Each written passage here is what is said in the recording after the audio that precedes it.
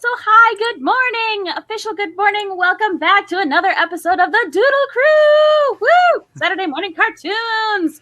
We are so happy to have everyone here in chat and everyone here artist-wise. We got a full house, which excites me. Holy cow. But I know, all the humans. But yeah, so I'm super excited. Saturday morning cartoons it is a good reason to get up a little bit earlier on the weekend, and sometimes I need a good reason. So this is my overly caffeinated I'm awake now. But yeah, we're gonna do the thing where we go around, introduce everybody, tell people who you are and where they can find you, and I'll go straight across. We'll start with you, Megan. Oh, okay. Hi, I'm Megan Cook. You can find me on Instagram at Megan C Creates.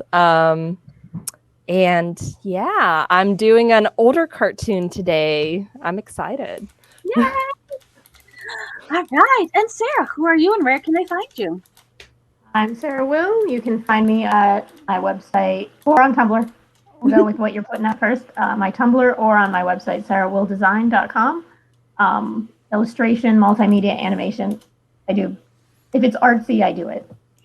And I'm doing a 90s cartoon version of the cartoons I'm doing too. Yay! Yeah, let's say needlepoint, t-shirt making, Sculpey. I'm trying to think of literally everything I've seen you create. Pins, custom pins. Yeah. Artwork out of Starburst. There's a whole thing. All right. And Kristen, who are you and where can people find you? Hi, so I go by Kia or Kia Creations pretty much anywhere. Instagram is pretty good right now, though I will say I'm doing an overhaul. I'm going to be splitting my cosplay and my art, so Kia Creations will become my art page, and then I'll have a separate one for cosplay. But yeah, so you can find me pretty much Kia Creations also on Tumblr, Twitter, or anything like that. This is Jinx. She is just my art cat for today. And I will be doing I guess we're not saying the name of our show yet, so I will be doing an early 2000s Nickelodeon cartoon. And I'm also doing a bit of a style swap kind of comic book style. So I'm taking a Nickelodeon show, making it more of like a retro comic style. Exciting. I like it. All right. Jump over here. All right. Well, I have the wrong thing ready, but hi, Joey. Who are you and where can people find you? Because I've updated everything. You did it? You officially updated? All right. Yes, yesterday I updated all my socials. I'm now at Slooty Mage everywhere on the internet. How did you somehow make it just as difficult to spell as your actual last name? Like that? I had to keep it on brand. But I'm Joey Schichtel. You can find me at Slooty Mage on all my socials. And I'm also the co-host on Slaying Dragons in the Morning. You can find that here on Twitch and YouTube. Yay! Yeah, and hey, I don't know, but there was a recent episode that was pretty good. Yeah, I hear that there may have been someone familiar on that as well. Yeah, weird. You should check that out. All right, and back with us again, our lovely guest. Hebe, who are you and where can we find you? Hello, I'm the drag queen that puts the O in Mario, Hebe Buffet. I am a Pittsburgh drag queen. I can be found on Twitch, Instagram, Twitter, Venmo at Hebe Buffet. It's the same on all of my socials. Follow me on all of them. I host digital shows occasionally on my Twitch channel. I haven't been streaming video games too often lately because I'm working on getting my streaming studio ready, but I'm excited to be here. Yay! We're excited to have you. Awesome. Yeah, so, and since you're on my channel, but I always like to do it, I am a squad named Emily. You can find me at that handle across the internet. And if you want to see more of Doodle Crew Draw, obviously it's going down across the bottom is our link tree, which also has links to all of the artists, or follow us across our socials at Doodle Crew Draw. So, in the Saturday morning cartoons theme that we are working on, we have spun it up because it's a lot easier than just having a big open-ended thing that we all get to stress about. So we like to give a little bit of a theme on top of that. So our theme for this week is the very famous, even though I had to look it up this morning, Internet Rule 63, which basically says if there's a version of a character, there's a gender bent version of it. So we are bending some genders this morning, my lovely viewers. Yeah, so because it is Saturday morning cartoons, we're obviously doing cartoons. I went with a classic, and honestly, since I knew Randall wasn't going to be here, I yoinked some of the characters that he's done before. But yeah, so it's going to be fun. Yes, I know, right? Look at all the things. Look at you, Hunter, using your own command in the chat. Fancy boy. Amazing. Yes. But if you ever want to know anything about any of the artists, just type exclamation point and then their name into it, and it will generate that if you are curious about any of their links. Or like I said, follow our link tree, follow us on socials. We post. And as always, if you are ever curious about any of the artists, I will happily help you connect with them. So, yeah. Well, We took just long enough that I now have a cat in my lap. And she's so I'm about to be the villain of this story and move a comfortable cat. I think it's the sad acceptance as an adult that you will always be the villain in someone's story. Right? Especially when it's like an animal that you love. No, you can't have dinner 8 hours early. I'm sorry. Yeah. Don't worry, Kristen. I'm also the villain. I moved my cat's pillow fort for the stream, and she does not look happy about it. Oh, Monster. Trying to get her to be on screen. Come on, bud. No! Can we do that? Just everyone that has pets will do one Doodle Crew where we just draw our pets. Just a And pet then stream. we make the audience share their pet photos with us because pet photos are the best thing. Yeah, I these am. days. Yes, please tweet at us, tag us on Facebook, show us your pet photos. We love them. Obviously, you see a lot of our pets featured here on screen, so yeah, send us some pet love. I very much appreciate it. Hebe dropped an adorable cat in our Discord this morning that I enjoyed very much. Yes. All right, so I got to show you guys the picture that I found for reference. That is my now amazing favorite 70s photo shoot picture. Look at her. Look at that. How fabulous is that? Like, I just want that. I want that. Right? Yeah. So that's my inspiration for the day. Pretty cool. Yeah. Nice. All right. So I have like the bare bones of poses I wanted to do, and I'm not sure. Well, I was working on stream yesterday and cleaning up my piece from the drink and draw one and feeling very bad because I am the only artist from that stream who has not submitted their finished piece yet. I was like, oh, I need to get that done. And I was like, what were we doing here with all these lines and how we were drawing it? This is not, okay. So, yeah, it's amazing. I didn't create my best art while I was drunk on champagne. So Go figure. I know, right? For shame.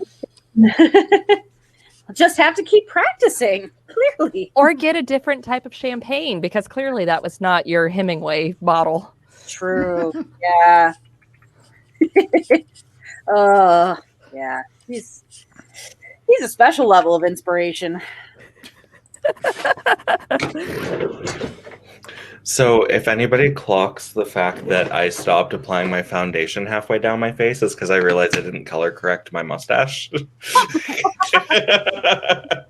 And it was like while I'm just smearing foundation on my cheek. Control Z. Control Z. Love it. Yeah, I was so Mayor Squish in chat and I were sharing. So not only have they released an Animal Crossing specific like eyeshadow and makeup palette, there's also a WandaVision one, and I was trolling that yesterday, and it's through Ulta, and I'm like, oh, I need it. Like, it's so magical and it's so pretty, and I don't need more makeup, and I don't need to spend money, but I was like, but I might need it. I might need that eyeshadow. My Little Pony set. Reminds It's me. like the 80s My Little Pony. Oh, It's cool. I think there was a skit on one of those like internet comedy. Maybe it was like, I don't know, BuzzFeed or College Humor or something, but it was like two girls shopping and they find weird clothing. Like, is this a purse charm? Is it a hat? Is it a lampshade? It's covered in frills. Like, I don't know, what is this? And they're like dissing on it, and then like 5 minutes later, like, I need this. Oh yeah, you so need that. And it's like $80. And it's just like the weird things where you don't even know what it is, but like, I need this. Yeah, you need that. I need it. I need to own That's this. how I feel about the little mystery groceries that you can buy. Mystery groceries? They're called mini brands, and like they're like in this like little orb, and you buy them and you like open it up like one of those chocolate oranges, and you peel it open, and it's like a tiny box of Velveeta, a tiny little bottle of Clorox, like, and they're all actual brands. So like, yay capitalism, but. Oh yes, I had forgotten about this. So Mayor Squitch also says she has the Baby Yoda palette. No, that is completely the right amount of enthusiasm, and also because geekdom is so much in the forefront right now, and they're making this shit. I am here for it. For the nerdy palettes.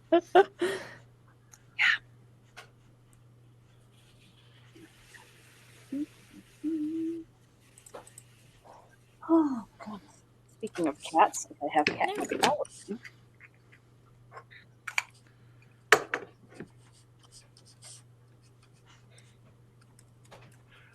I just got a whole bunch of Trixie Mattel's new products, but I can't use them because they don't fit the color scheme I'm going for today. Yeah, I was watching.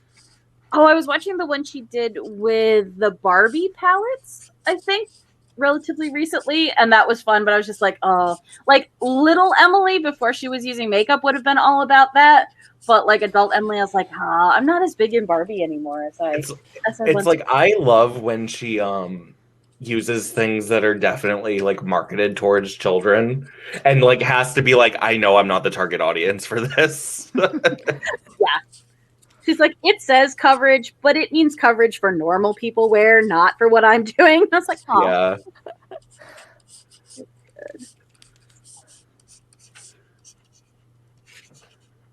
Oh, and somewhat related, but just crazy videos on YouTube. Speaking of Randall, again, sent me one of a woman who paints figurines. So they're like they come blank from the company, a whole thing, but it was Sailor Mars. But it's all these different pieces that you have to assemble, and like all this airbrush painting that she's doing. And like, it was an hour long, and I was stressed watching it. Oh my God. And I'm talking to him, and I'm like, I will literally sit and work at my computer on art for like 6 hours and not blink an eye. But I was like watching this short cropped video of her doing this. I'm just like, oh my God, look at how small those details are. And she's going in and like these, 1 millimeter squares of tape that she is like taping off sections. Stressed. I was stressed the whole time. Those miniature paintings super stressful. Yeah. I mean, it turned out absolutely gorgeous, but holy cow. Oh, yeah. Nope. So I enjoy when even in the arts field ourselves, like we're still like, oh no, people who do that are insane. Are crazy. Really though? Who would spend 3 full days, 8 hours a day sitting at a table at Comic-Con? I was like, oh, me, I would do that. That's fine. What do you mean? That's fine. I don't eat all day and like go home and draw until it's late and then drink and then get up and do it again and drink too much caffeine. That seems fine. Yeah, what I do is normal. What you do is insane. You're weird. Yep. Like, clearly the line is drawn differently. Well, I always felt that way about people who would look at, like, they would see me drawing and stuff like that and assume that because I did that art, like, I was good at all art, which is adorable, and thank you for that optimism. But they'd be like, yeah, I have, like, the scrapbook I want to put together. And I was like, I'm really bad at scrapbooking. They're like, what? But how? And I'm like, it's a totally different thing. It has nothing to do with what I actually do. Like, I've seen people who are incredible at it, and I'm just like, no, none of this made any sense to me. How did you know to do that? Like, you cut out all these little things and you just knew they'd work and you knew you had the picture that would fit. I'm like, I don't understand. I don't understand. I have the exact same with scrapbooking. I don't get it. I don't It's get like it. we understand design, we understand placement, we understand negative space, but then these are things. You're not creating something from nothing. You have to glue things down, and it seems too permanent. And That's stress. It's stress. That makes me feel a lot better, Kristen, Kristen. I Because can do a collage. yeah, like decoupage, It is. totally fine. That makes sense. Scrapbooking, whole different thing. I don't know what it is. It's just scrapbooking is. I don't have the brain capacity for it. Or something. It's something, like, just because, you know, you're an artist and you could draw or paint and do things in this medium, people seem to think we're crafty too. So like in college, it drove me nuts. I always got docked on my projects because you had to take whatever it was, digital art, graphic design, whatever, and then present it on a mounted board with like a vellum overlay. And my stuff always looked awful. My teacher's like, Megan, why can't you just cut a mat board? I can't. I can't understand. why. I can't. Oh my gosh.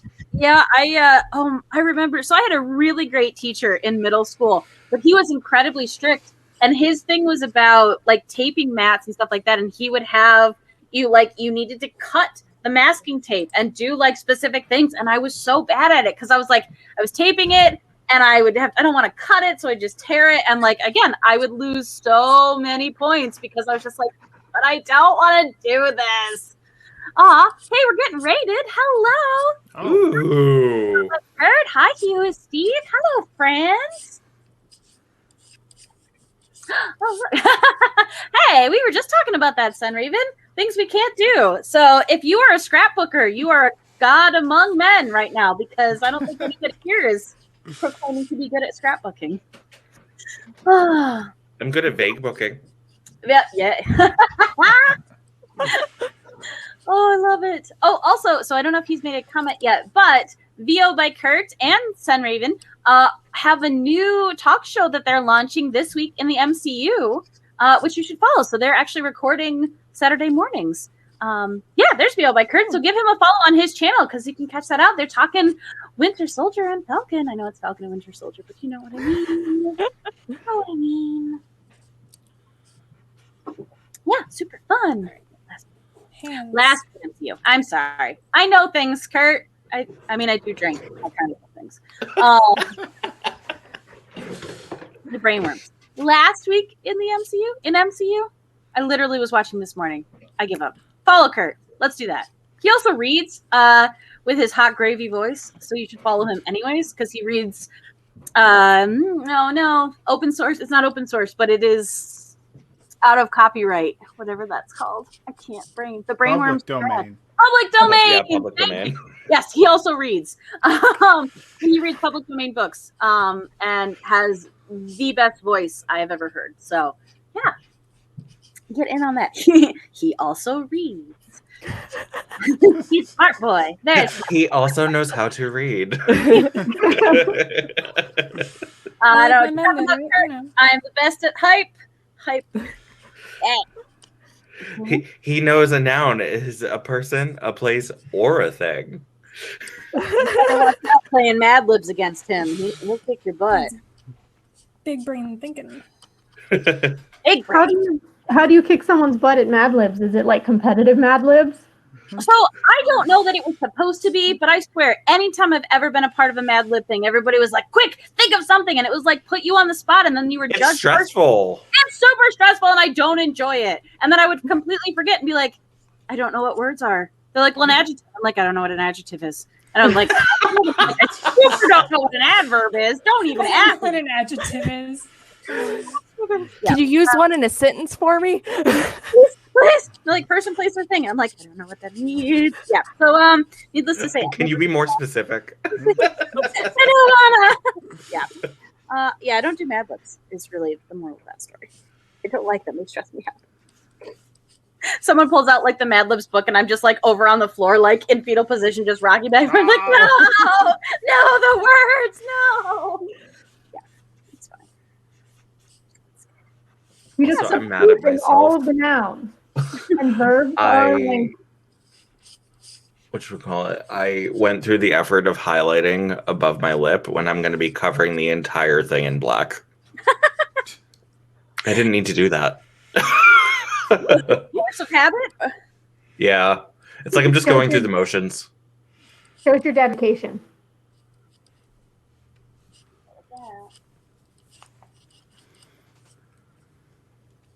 Okay. What are eyebrows? I don't even know. Okay. After all of that, yes. So earlier in chat when we were talking about it, Soapbox Klotz had mentioned I stress paint minis. So he paints minis because I don't want to ruin them. I know I can strip them, but it still stresses me out. Yeah, that's another thing where I was just like, for how much my hand shakes, not just because of caffeine, but just because of natural, to paint something that small is very daunting to me. And Slayer Braxis says mini painting is way more relaxing than what I thought it would be when I started. I hear that. Honestly, I hear from people that they get in a zone and it's just like this relaxing painting thing, and I've not yet reached that level of zen. When you're in the zone. The auto zone. I did go to auto zone.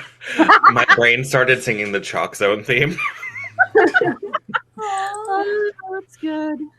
With mini painting, I think it's more fun. Like, I'm stressed out and haven't painted my own characters, but I'll paint goofy ones that I find. Like, I have a dragonborn that's like sticking its butt out, and I got to like dry brush so that the butt sticks out, and it's one of my favorite minis now because every time I see it, I'm like, yeah, look at that ass.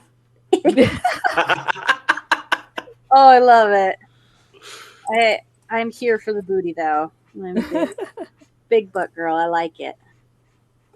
I saw a great post recently that was like, if we're judging by today's standards, Sir Mix-a-Lot wasn't really into big butts. He was into medium butts. Yes! I love it so much. That's profound. Yeah. Oh my gosh. That's great. Oh, okay. So, Sen Raven, this is a cool feature. So, for those of us who have the picture-in-picture, we are running our visuals through an OBS. I'm running through Slobs. I think Kristen's running through OBS. I'm not sure. I think, Megan, are you in Slobs Yeah, too? I'm OBS. OBS. Yeah, I'm just a slob. So from there, then all of them are running through StreamYard. So StreamYard is super helpful for broadcasting because I can highlight the messages, pop them up. I can run the different banners like across the bottom and stuff like that and pop up all of this, which is super cool. Yeah, so I really, really like it. It's very handy. It took me a little bit to get used to it, but it's also got, if I want to move like people around and highlight stuff, which, hey, Joey, do you feel like being highlighted? Sure. I can move and then bring it back in. Bring it in, up so you can see what Joey is working on. Super cool. Bam. Yeah. No slots. Samurai Jack. Yeah. So are you going to go like classic and make it like Samurai Jill, or are you going to try and come up with something a little bit? I don't know, man. I was not told we had to come up with names as well. Yes. Ooh, bootay. Yes. Hey. Like them boys with the butts. Yes. Oh my gosh. So a wild Guardian Randy appeared. I was just talking about that and how much that video stressed me out, Randall. So yes. It was gorgeous. Thank you, Randall, for stressing all of us. On the That video daily. to me too, and I'm like, that's something I can't do. You know, I tried to do garage kits in high school, and it is super stressful. Nope. At this point, I've given up. That's just not a thing I'm going to do. I will devote my time to other things. Also, Sun Raven, if you are, I think we're both in the botch Discord. If you hit me up, if you ever want to go through and mess around in a StreamYard thing at some point, not online, we can do that if you want to test stuff out. So, yeah. Or also, I'm going to shout him out because he shared it yesterday. He who is Steve, not only super funny content creator, but really badass photographer, which is another skill I completely lack. So very jealous of that. Very, very super cool photo stuff that he's doing. Which kills me because, like, I literally have to be a cinematographer for comics, but there's something about the act of actually taking a photograph that doesn't make sense to me in the same way. I just don't get it. It doesn't work right. Except for when we had to take texture pictures in college. I was actually really good at that. There's not as much of a use for that if you're not doing 3D modeling.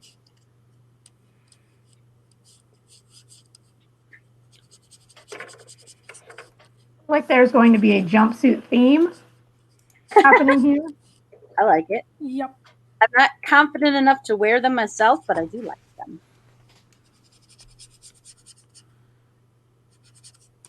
Also, after so many years of dance and wearing a leotard, the idea of being out in the general population and having to basically get naked in order to go to the bathroom is just not a thing I'm here for anymore. No, don't want it. That's why those rompers just, I don't get them. Yeah. The Like, let me rompers breathe. for women, not my thing. Now, imagine having to take off what equates to basically half your anatomy to go to the bathroom. No. Like padding, tights, underwear. Tights are just, they're never fun. They're never easy. I hate them every time. And they never sit right once you put everything back. And like, I've got the body tights pants. And Now like, picture wearing like 5 pairs of them. no. Nope. No, for a couple of years, for usually the recitals, when I would have a couple of dances that were back to back or very close, and I'd have a really quick costume change, I would have to double up on my tights. And trying to change after dancing for 4 minutes to come off stage and try and like change tights, I'm like, this is actually hell. Yeah, no, we're in hell right now. Why would anyone do this? This is it. If you didn't know, this is it. Found it.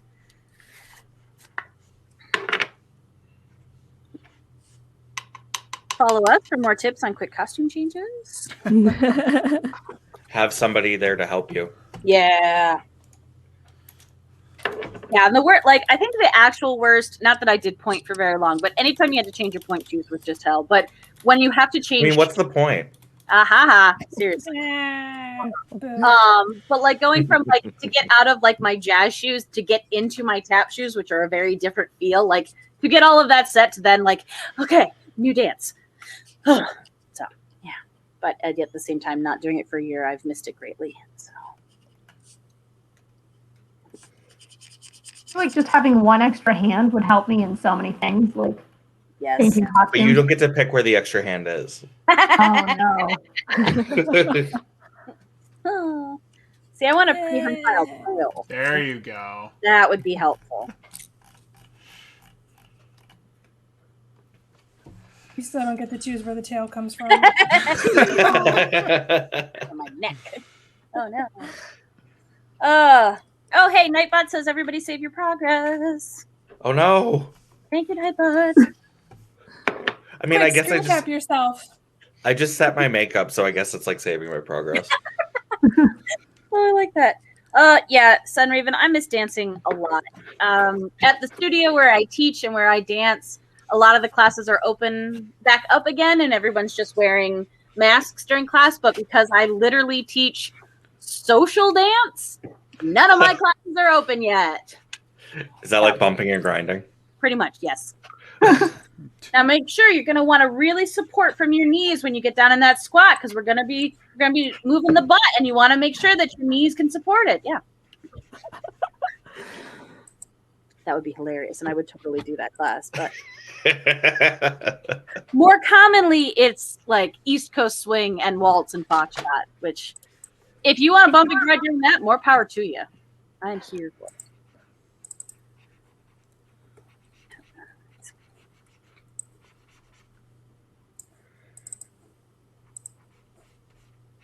I think one of my favorite things about these big group ones is I never know where the conversation is going to go, and it's never what I expect, and I love it.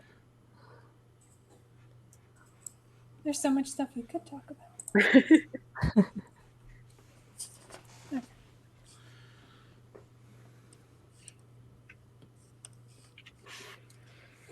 Yeah, I'll throw it out to chat. Aside from Dragon Con, because I know that's a big thing for a lot of us, what are you getting really hyped about to be able to do again once we start to reopen the world? And people are getting vaccinated and we can actually start doing stuff and things again. What are you guys in chat excited to do?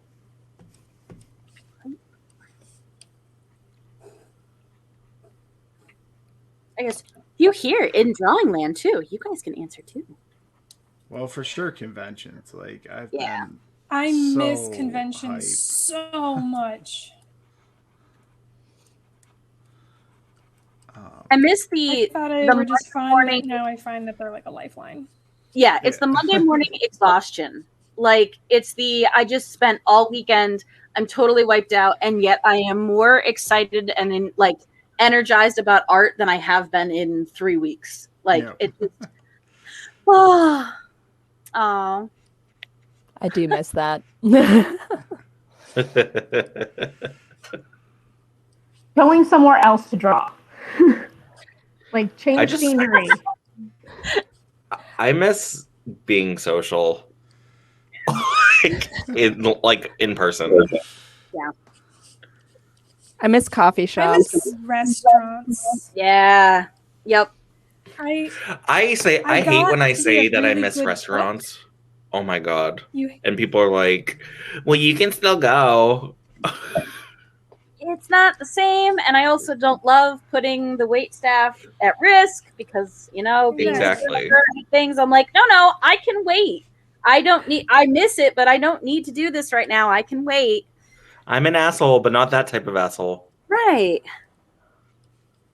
I've got to be a better cook since before quarantine, but I'm starting to get really sick of my own cooking because I still have very limited skills. And I'm like, really? I have to eat her food again? Like, she oversalts it. She always makes it too spicy. Like, sometimes I don't want to eat spicy, but I can't tell her that because it'll hurt her feelings. Like, I'm just getting a little tired of my own food. Also, 3 times a day.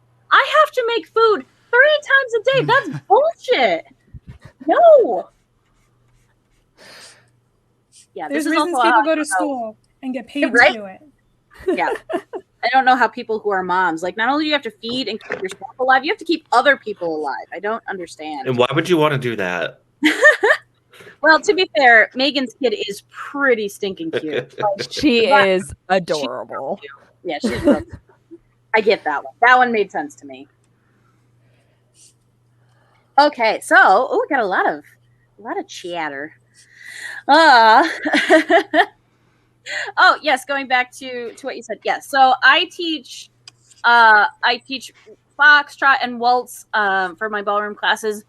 I will say the area that I'm in, it has a lot of beginners and has a lot of people who are learning these dances for going to weddings or kind of going out and being social, and that was a thing. So I spend a lot of time teaching the basics of waltz and foxtrot, which is a lot of fun. And honestly, they're really good people, so it's a good time. I don't know what auto modded, but you're here, Nicole. I got you. Oh, and Vogue by Kurt says, "Sing with my friends." Yeah, that's. Oh, and Nicole made it very real. It says, "I miss my fiance." Yeah.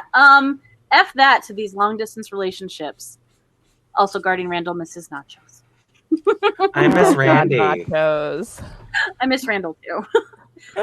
We had a yearly date where I would come to Pittsburgh and hang out and go to convention, and I miss it.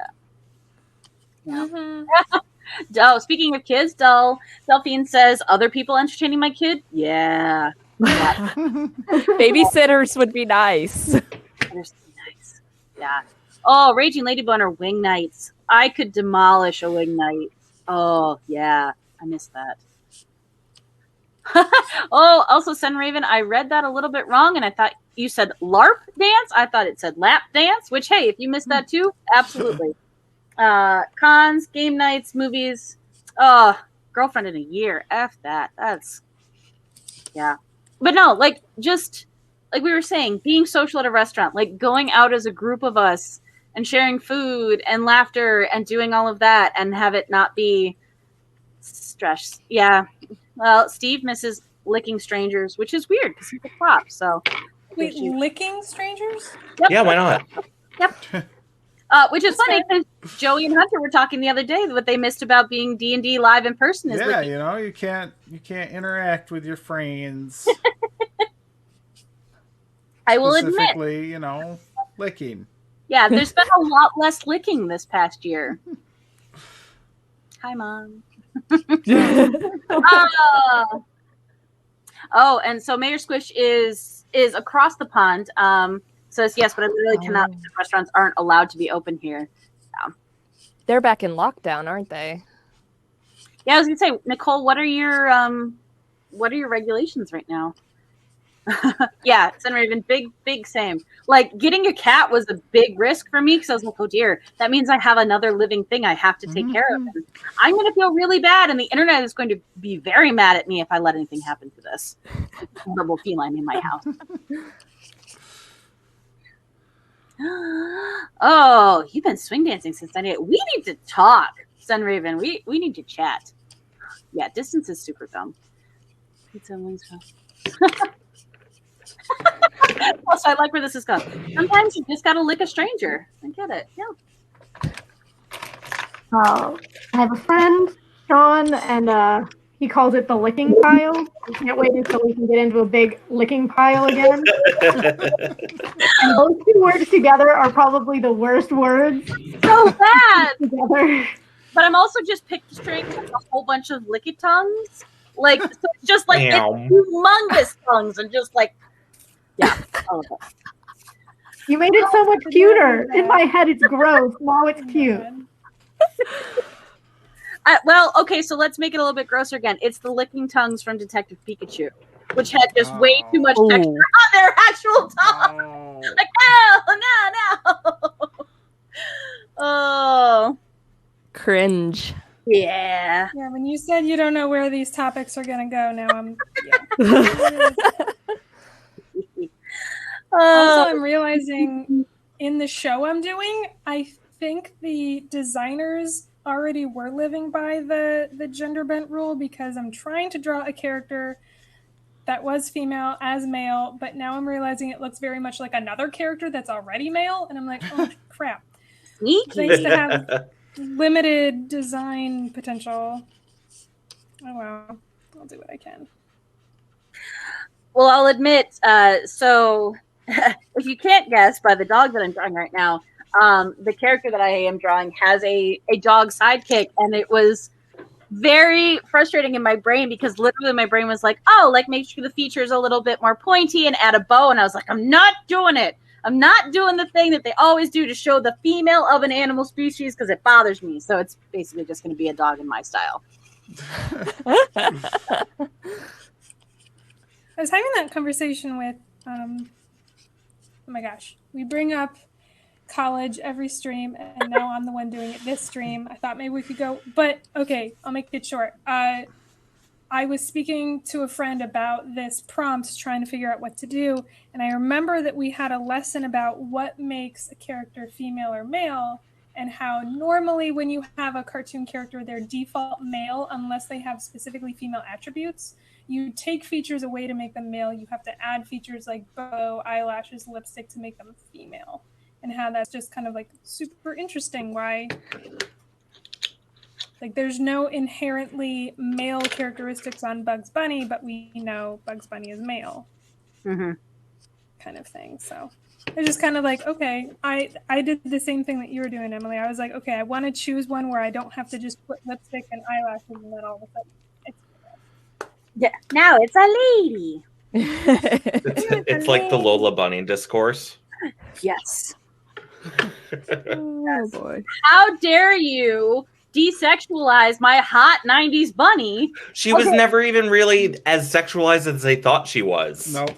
No, she really wasn't. Oh no.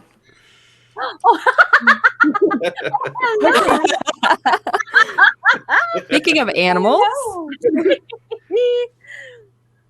Oh my No, God. I come tried to back, get her to come come back. over here. No, just in my face. But have you seen my butt? Is what I really want. Come back, kitten. She's upset because it's nice out and we're not outside. Because Do I you That's take her valid. like leashes or something? I have a harness for her. Hey, did you buy it or did you inherit it? The harness? Yeah. We bought it. It has Pusheen as a little alicorn all over it. Oh my gosh. Okay, so what I was yes. gonna say is I need you to send me a link because I'm totally contemplating getting a harness for Vera to take her outside on walks because she was Get a losing harness. her mind the other day when I had the door open. She's like, Mother, I wish to be free. And I'm like, I can't. There's a really busy street right there. I don't want you to be a pancake. No. It Mother. took over a year, but I was able to harness train my cat, and she loves going outside now. Whereas before, she was terrified of the grass. Like Aw. she would whine and complain, and she would not go anywhere beyond like the cement sidewalk. And now she's like, "No, I'm going to drag you and explore." But she still can't figure out trees, which is the funniest thing. Well, that's fair. My eyebrows are pointed at the end in two all completely different directions. Ugh. Okay. All right. Well, I'm sorry. There's a lot happening in chat. Yep. Handro licking. Mhm. Oh, Steve, I'm surprised. Steve said he didn't get licked once at Dragon Con. I am very surprised. I feel like you were not close enough in proximity to Chris Wisdom. Let's see. Trying out with Phyllis? Yeah. Joel also asks, were you dressed for licking? And Steve says that he was very lickable. So. Oh, there you go. Apparently him and Phil got very friendly. Licking's a euphemism, right? I'm using that as a euphemism. No. Oh, Guardian Randy says those eyebrows are sisters in different countries. They're socially distanced. What was in the other stream was your eyebrows are sisters, not twins. I like it. I'd still like them to be pointing in the same direction. Or at the same angle. In true cartoon fashion, I imagine that there would just be like a quick zoom in close up to the two eyebrows and they'd be personified. Be like, haha, not today. Yeah. The other one like blowing a raspberry and pulling their eye down. Which is a very weird thing to actually do in real life. Like to pull your eye down and stick your tongue out. Like I don't like all the things that happen with my face when I try and do that. So. Give a lot of thought to that. There's an interesting like history around that weird like pull your eye down thing. Mm-hmm. I don't know what it is. I remember reading about it, and now I don't retain the information, but I remember that it was interesting. All right, there's your homework, chat. Homework. Try and figure out like the history of that post came from. Nightbot also says save your progress. Thank you, Nightbot.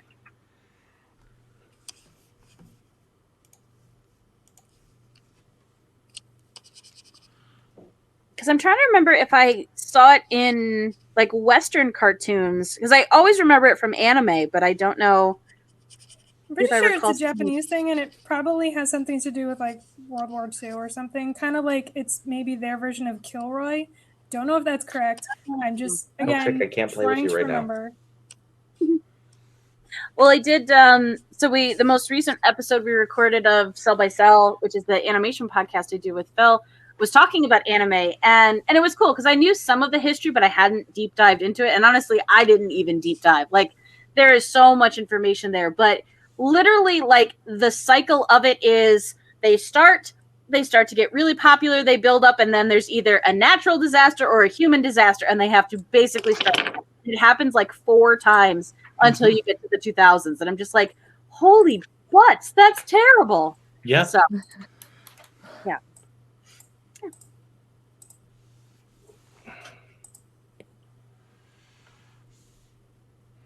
I keep losing my pose reference in the like millions of tabs that I have open. More. Like I need a 4th monitor. All I imagine when I'm opening multiple tabs, it's just Kylo Ren just yelling, more! And like opening more and playing music and more!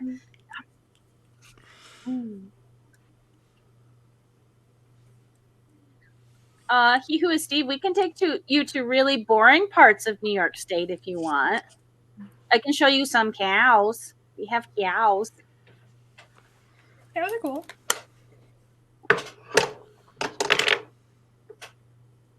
And horsies. Cat is being super bad right now. Oh no! Wanted in my closet, so I opened it up, and now she's pulling all of my boots out of the closet. Oh no. There go the ice skates. That's just dangerous. They have skate guards on them. It looks sharp. I wish to lick it.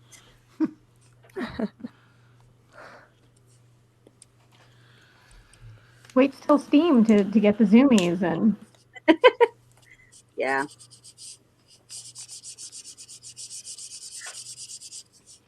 Oh no.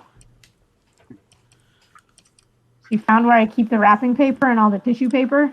Oh no. This is for me. Mother, the gifts you have given me.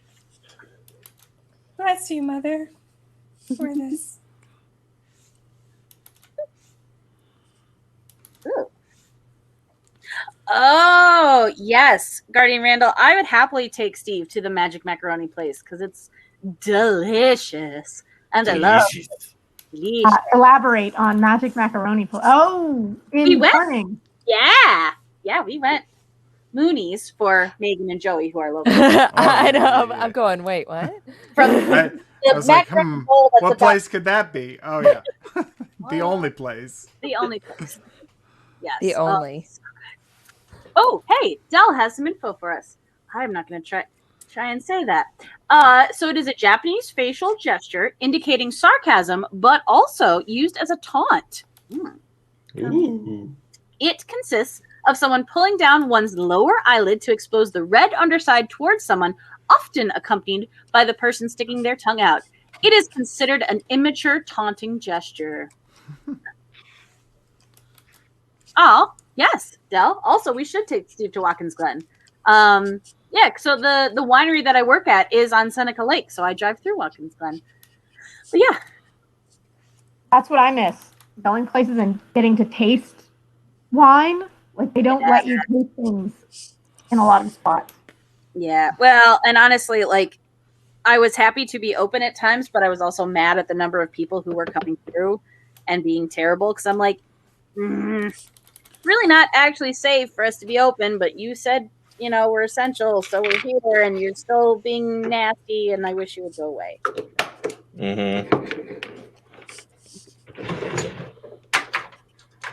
Oh my gosh, I wasn't there, but the most recent day when I worked at the winery, I was catching up with everyone, and there was a guy who was working our flight bar. So it's the one where you can buy a bunch of different wines to get them on a paddle and take them outside and drink.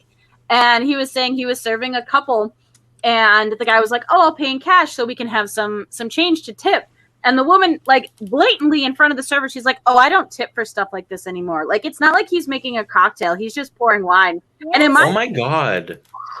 And she's like now that COVID hits, like, I don't tip for this stuff anymore. And I'm just like, girl, you are lucky there is plexiglass between you and me, because I would have smacked the shit out of you.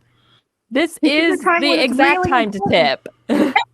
More. I would have strangled her. It would have through Yes. the plexiglass. This is how I make my living. Also, You are the worst. yeah, fun fact for you, we make minimum wage and are still required to show up because we're essential, but thank you for proving how much you don't give a crap about me or my friends. Thank you. Good. So don't be like her. Be better. Tip your waiters. Yeah. Spay and neuter your pets. Tip your waiters. That's our PSA for today. In that order. Recycle. Yes. Oh, I love it. Yes, Seneca Lake Wine Bus would also be amazing. I am totally down for that if you guys want to come and do that. Yes, the Watkins Glen has an amazing park that you can walk through. There is a humongous international racetrack here. I don't know this name. Sublime Epiphany says, I hope her wine had something extra in it. Sadly, no.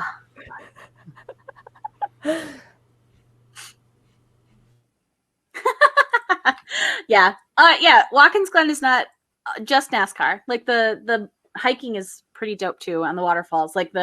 It's a gorge that was carved out by icebergs moving and glacier movements. Not just icebergs, but glaciers. So yeah. It's actually pretty cool up here. Telling friends about it, I think we might come up to visit you / also camp there. Yay! Yes, please. And drink wine, because wine not. Wine. The typical offering of friendship. Yes.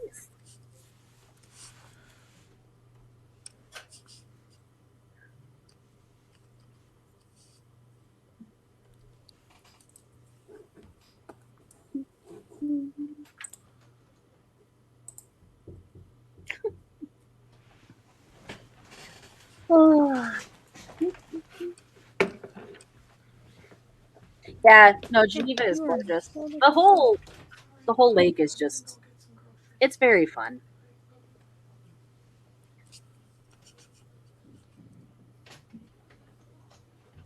That is not what that looks like at all. Okay.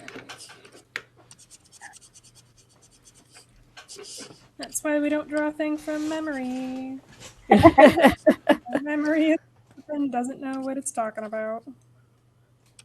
That's a fun game, though, is if you get a bunch of artists around a table and bring up a prompt and it specifically draw something from memory.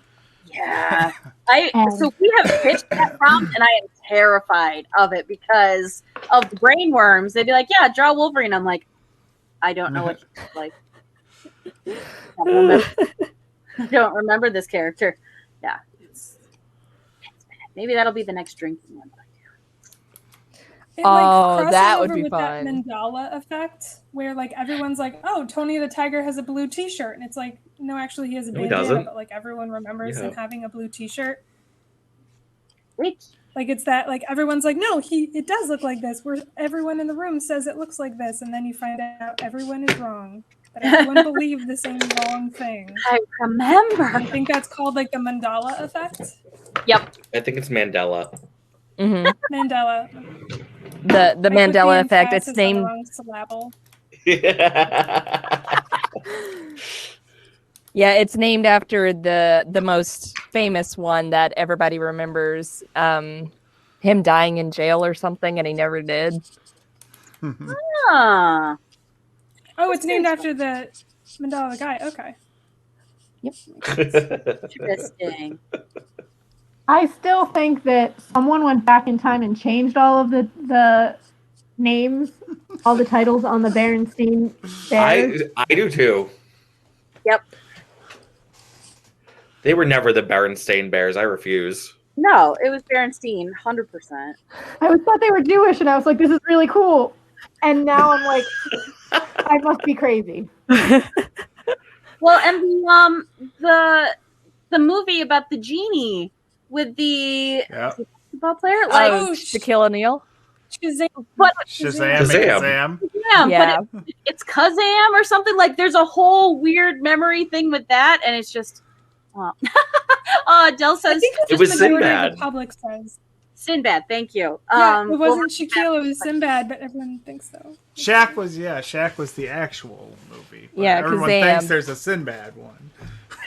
Which there is. There has to be, right? there has to be. Like, I don't accept that there's not. Like, I wonder if it was one of those where like they just messed up the posters and like those went out and then they retracted them and burned them all, and you're just like, no, that never happened. What? If you can't That's find what the we're gonna evidence, say happens. It's Whatever happened to Sinbad? I don't know, man. You have a bunch of I people Arnold storm into Schwarzenegger beat him up Hollywood and for it's like, that we're gonna toy. change everything. I think his last credited, don't quote me, but didn't he do a voice on Madagascar? okay. I can see Maybe. I'm gonna IMDb it. Sorry, that's gonna bug me now. Oh, I think he was on an episode of It's Always Sunny with Rob Thomas. like Matchbox 20, Rob Thomas? I think so. Interesting. Let's see. I don't know. Yeah, But I 'cause also he like the hasn't- idea of it being the Mandela effect with just like the crazy pattern, because that also makes sense in my brain. That's what I thought it was named after. Get out of here with that, Steve. Get out of here. It's not what we said. Don't be a jerk face. Which is a phrase I picked up from Sarah in college and I have loved forever. So it looks like the last thing he's done is a show called Rel. It's a sitcom in 2018, 2019. So he's still around. That's good. Remember him being like pivotal in the 90s. Yeah.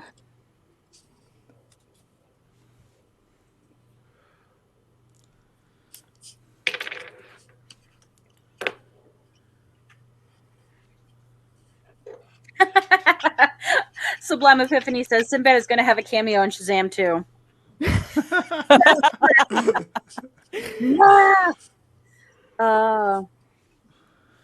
Also, I went back recently. This is only tangentially related, but rewatched the DreamWorks Sinbad movie because I feel like that one was, again, like many of those, very underrated. How was it? I enjoy it. Like, there's definitely a little bit of some wonky animation, but the voice cast is really good. Like, it's a fun story. So, yeah, I give that one. It's not quite as high on my list as Road to El Dorado, which is just a all-time personal favorite. Perfect. But Amazing movie. perfect, amazing movie. Yeah, so quotable, and just so good. So many adult jokes that I didn't get as a kid. 100%. Yep. When they're on the little rowboat and the big boat's coming at him, and he's like, "Holy ship!" And I was like, "Ha ha ha! That's funny." Well done. Everything with Cho, I did not get as a little Nope. kid. Oh yeah, no. I'm like, look, they're such good friends. On the floor behind the couch. Yeah, weird. Why is his hair all messed up? Oh, I bet they were wrestling. Her whole like, I I'm feel not like- asking you to trust me line is just, yeah. So With good. those eyes. Also, it's Rosie. Oh no, I can't think of her name. Rosario Dawson? Is that who does her? Chick from, she was in she was in a Nick Cage movie that I loved. Oh my gosh, my brain worms are so bad. The last like 3 days I cannot think of anything. He gets a winning lottery ticket and he splits it with a waitress, and it's a whole movie and she plays his wife. Rosie Perez, yes. Can't think of the name. But it was bad brain worms. So I just bought this NYX Super Fat Eye Marker, and it is one of the best eyeliner markers I have ever used. Yeah. Like, it stays rigid like a marker. Mm-hmm. It's the chisel foot, right? Yeah.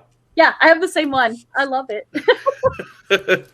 Yes, Steve, it could happen to you. Thank you. That was easy. Yeah, that's old school Nick Cage before he got real crazy. And now he's killing animatronics and all sorts of shit. And I assume that's just in his regular life, not even in movies. What? just goes to Disneyland and he's on like this It's the Small World ride and he's just like, I'm a doll and no, I don't want to go around the world and just losing it because that's He's just going at it. I saw Nick. So Nick Cage is in 2 movies that like one just appeared on Hulu and the other one I noticed just appeared on Netflix, and they're very, very bizarre movies. I think one's called like Mandy Jiu-Jitsu or something. Oh. Okay. Wally's Wonder World. What? No, and then Yeah, that's the one with the animatronics. Yeah. Oh God. Oh yeah, maybe that's what I'm thinking of. He's been doing a lot of like wild horror movies lately, and I'm into it. I still haven't seen Colors of Outer Space yet. Gotta see that one. I did enjoy him on the History of Swear Words. That was a good time. That was the completely appropriate level of camp that I wanted.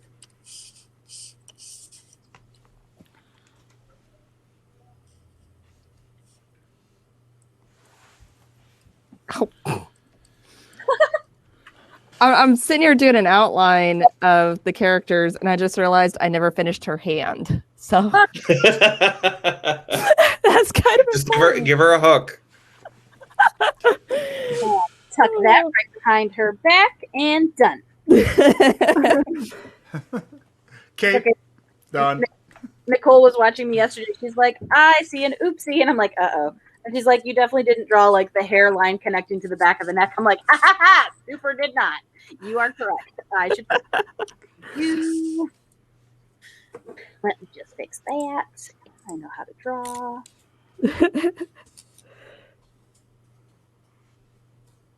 Oh, okay. Milkshake is not pleased that I'm still down here. I just hear him upstairs. Meow. Meow. Ooh. Sublime Epiphany says, watch Mom and Dad. So good. I'm assuming that's a Nick Cage movie. Oh, yeah. Guardian Randall confirms. Mom and Dad was amazing. Also, someone say the color out of Space. Is that the thing? It's based off of the H.P. Lovecraft. Which is really fun to teach in so color theory. They actually did do a decent thing with Color of Outer Space where they made the alien material, the like Wanna be on color camera? that comes from outer space. They made it magenta, and they did that because magenta doesn't actually exist as a color.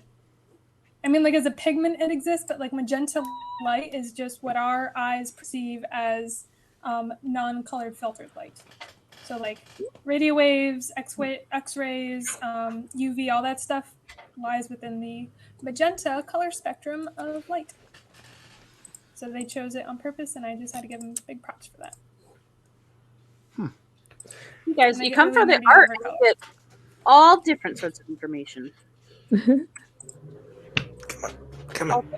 Sweet baby. Look at the sweet baby. Oh. Nope, no, not this one. No, go back. Yeah. Look at the face. Look at you, you got socks and leggings on. Oh, you got black leggings with little white socks, you cute thing. It's like leg warmers. Oh my gosh, That's what it is. Yeah, you're He's right. vibrating. Leg warmers. Oh, sweet baby. You know, that's a fun drawing prompt. My niece requested from me to draw her cats as people. Okay, no. Now you gotta get down. You want to come up? Are you feeling jealous?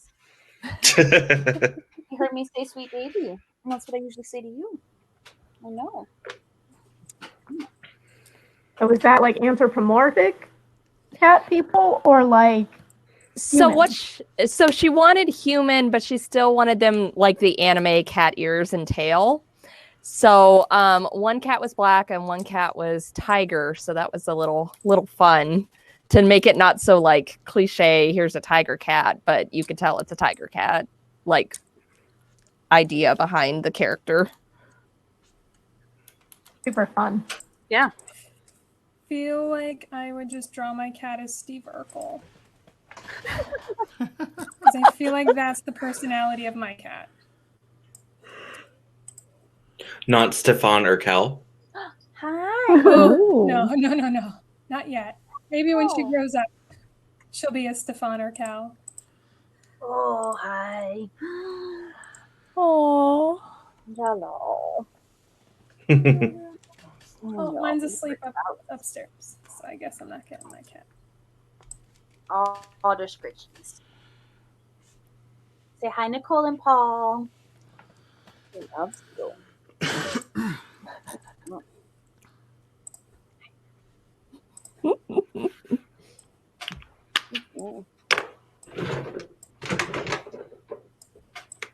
Yep, I know. Thank you.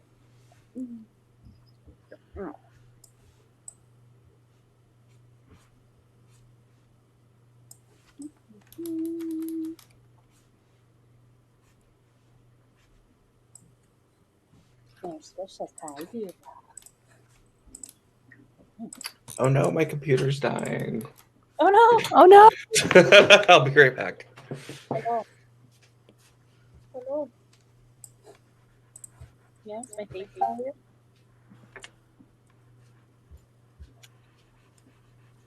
You just want to get cozy. This is my workout for today because you are some heft to you.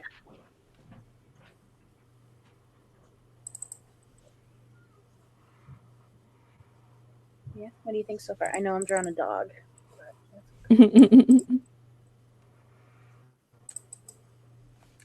No, why did I? Oh, dang it! I forgot. I'm not. You have to open it. You can't import it. That's right. So if you didn't already know what I was doing, there's your. I was gonna say, I feel like we are. Oh, I close the thing. I gotta switch over now. We are. Yeah, we're past an hour in. If we want to actually talk about which ones we're doing, if the chat. Oh, hey, let's have the chat guess. Chat, can you guess what the different artists are working on? There, that's a better way. All right, See, I got that's there. not fair for mine though. I'm not here to be fair. Maybe nobody noticed. True, maybe nobody was looking. So yeah, go ahead, guess. Yes.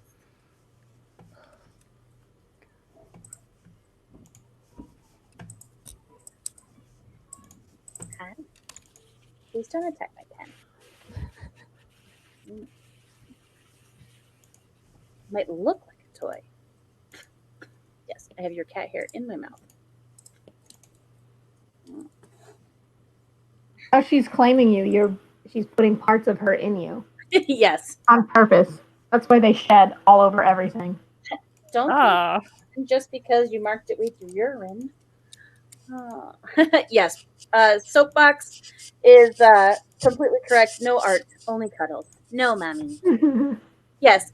So Guardian Randy, would you like to share and see what they're working on, or do you just want to blind guess? To be fair, we did talk about Joey's at the start. We did. Oh, we've got a guest for Megan's. Megan, are you doing Pirates of Dark Water? Oh my god, I am. Woo! Let me zoom out. I'm sorry. Heck yeah. Oh, hey, let's do. Yeah. Oh, wrong one. Over. There it is. Yeah. Look at that. Also, again, I love the reference. It's so fun. Yeah. Let me take off the poster. That's going to be my color reference in a minute. No, I love it. It's so fun. It's got such great movement. Yes. Pirates of Dark Water is dope. My childhood. I'm ready for that reboot. They can do an entire series with an ending. Yeah. Please, we deserve it. There is a Pirates of Darkwater role-playing, like tabletop role-playing game, and there's a book, and it is insanely expensive, but from the reviews online, it's a D&D style. I think you use different game mechanics, but like I want to play a Pirates of Darkwater tabletop RPG so bad. Joey, I love your face. You're just like, wait, what? What did I hear? I mean, you might be able to find like a cheaper version out there if you want to be The fan-made public domain one. A sailor of the high seas, if you will. All right, so I'm going to share yours, Joey, if you're up for that, so people can see. Oh, that's looking so cool. Okay, but like that right hand looks so friggin' good. Oh, sorry. Oh, hi. Yes, your right hand looks good too. Yes. Yeah, that's looking sick. That is amazing. Oh, that looks awesome. I like that better, Randall. He says, Jackie. Samurai Jackie. Oh, there you go. I like that better. Nicely done. Yay. I feel like if we show anything of mine, it's going to be too obvious. Hi. All right. Thank you. Thank you for your love. Thank you. So much hair. Mm-hmm.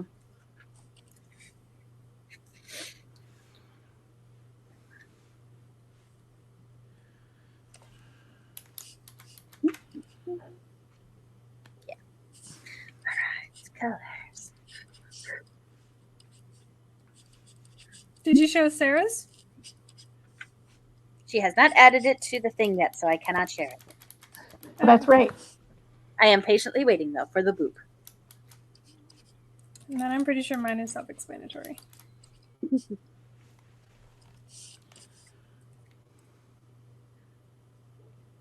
I hate how pronounced my brow bone is because every single time I think I'm done with my eye makeup because my wings are so big to begin with, I like look forward at a straight angle. I'm like, you can't even see half of my fucking eyeliner, even though it takes up half my face. I think it looks great. From this angle. It's like I went upstairs to grab the charger. I was like, oh, I'll run to the bathroom real quick. And I looked at it straight on. I'm like, you can't see half of my eye makeup. Oh my gosh. All right, so we're sharing Sarah's now. Oh my gosh, look at him! Oh my god! Trying to decide if I should paint in chest hair. Yes. Yes. Oh Yes. my gosh, I love it. I love the unzipped overalls. It's so good. Oh my gosh, that's fun. Can you zoom in? I want to see the microphone. Also, Del says, Chris Evans? Yeah, I would watch him in that cosplay. I think that is now the only acceptable person who can play a gender bent April. Yeah.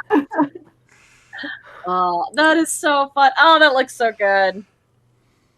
I need that look in my wardrobe now. Yeah. When you said names, I'm like, oh no, what is the male equivalent of April? Hey. Yeah. Yeah. Axel. I like it. I like it. I love the way you said it too, Joey. Axel. I have a feeling everyone will guess the second half of my gender bent art today. I did an April. You're drawing Venus de Milo from the short-lived Teenage Mutant Ninja Turtles live action series. Oh my god. That's why I didn't do the turtles.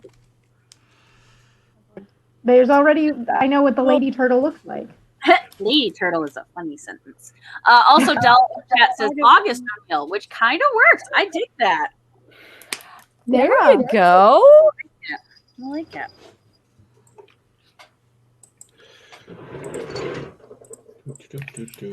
Yeah, so Kristen, if you're ready, I can bring yours up. Sure. All right, there we go. I like we jumped to the other side for some reason. Yeah, I like that layout too. That looks really fun. Yeah, so the original, so obviously this is Danny Phantom. And I this morning took the logo and made it, instead of the D-A-N-N-Y, it's D-A-N-I. So I did a little photoshopping. So I'm going to add the title in there. I don't know why, but I was like thinking about a reboot. I would love a Into the Spider-Verse style Danny Phantom reboot. Like, I feel like if it went in a very comic book, but like new version animated comic book effect with like a lot of the half toon and the really harsh lighting, it would work really nice because the animation style was so simplistic, but it actually had extremely really done lighting for such a simplistic like Butch Hartman's art style. So that lighting makes me immediately think of Into the Spider-Verse because that had fantastic, just super colorful lighting with like lots of rim lights. So a Into the Spider-Verse style Danny Phantom reboot would be right up my alley. But yeah, so this is, I mean, not a very well, like, it's still very sketchy. I'm just playing with color. But the villain in the bottom corner is supposed to be Ember McLean, which is like a female guitar player. But again, the design, the skin color, the mohawk hair, all of that is very much like another villain in the show. So just all the box ghost have the same skin color.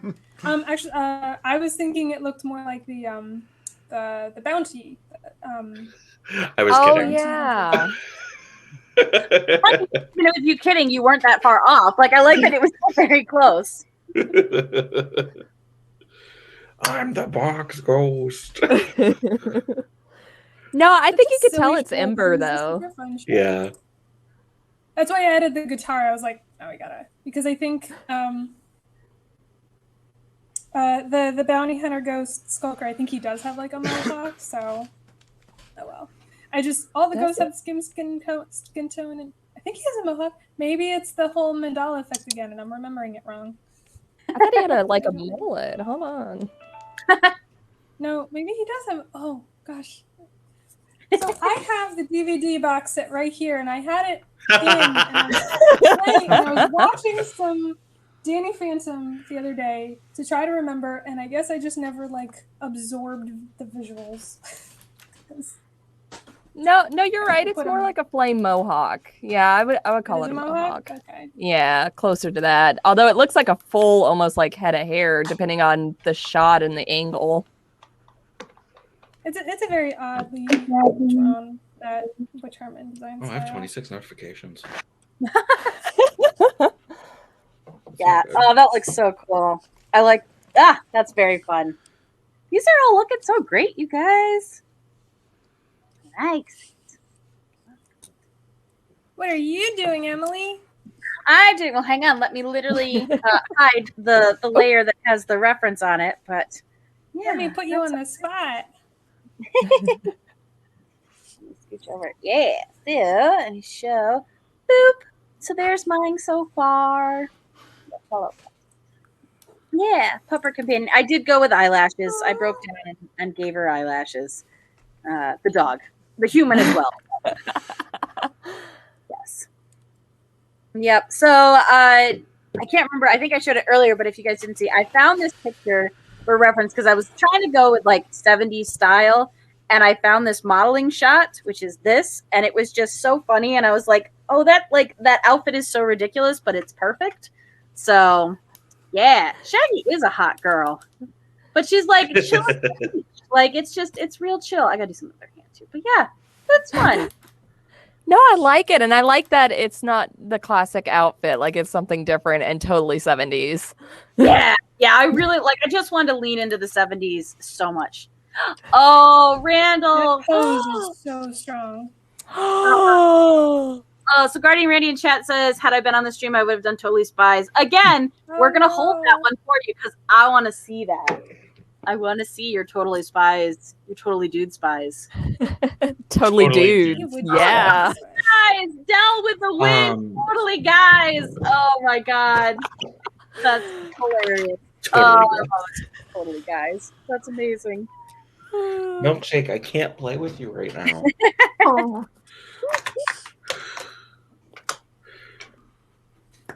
Hey, so I guess this goes to everyone here, but also the chat. Is there a way, like, to deform a layer? So I'm in a transform, and there's like scale and free transform. I don't think that's what I want. I want to like do the perspective tool that Photoshop has. Does anyone know a good way to do that? Do you have a skew option? Do you have a skew option if there's not an It's actual just perspective? edit, transform. It's scale up, scale down, flip horizontal, and then there's a mesh transform, which is not what I want because that lets me like transform it like 16 different ways. Like I get the vertice points. I don't want to do that. Just want to put a little perspective. I know in Procreate when I do perspective, I just have to do like select distort. So is that something you can do? It doesn't have a distort option. Are you in Clip Studio? So I'm in its predecessor, Manga Studio, because I haven't yet bought the newest version. I know I could look it up. I was just wondering if maybe someone knew off the top of their head. Well, that one's tough because I know in Clip Studio, the one that I have, it does have skew, but it also has perspective. But it doesn't have either of those. Yeah. It must just be the older version. Yeah. That's okay. I can do it. Are you warping it as a rasterized thing, or are you still warping it as editable text? No, it's not even editable text. It's raster. I did it in Photoshop, and I forgot to. And I don't want to have to go back to Photoshop to deform it, but I could. That's all right. What I'm doing is kind of working, I guess. So before I massively quote unquote ruin my face, this is mostly the finished product. Oh, let's see.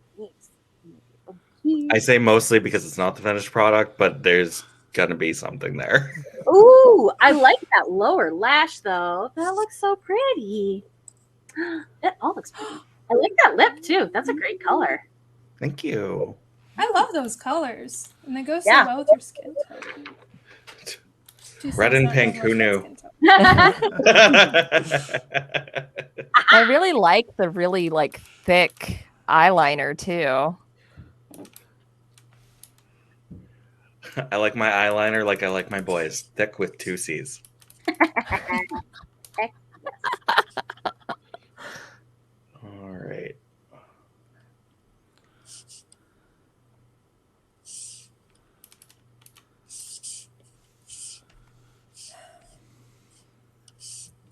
Oh. All right. I'll take it into Photoshop later. This is just for now. Deal with it. Yeah, I'm not gonna lie, Randall. I really do want to see Totally Guys now. Like, I just, I love it. I want to see it.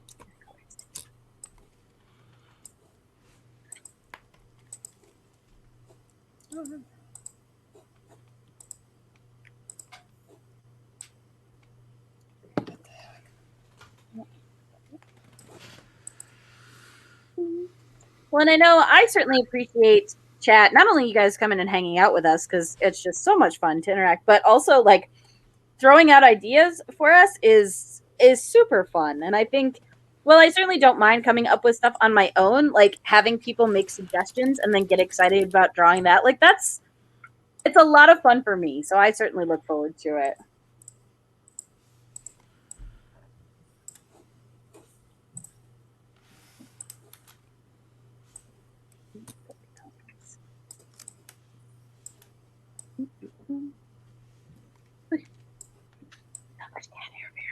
So much cat hair.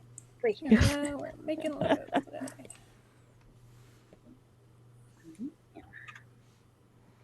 Oh, so while we're talking about it, let me pull up something quick.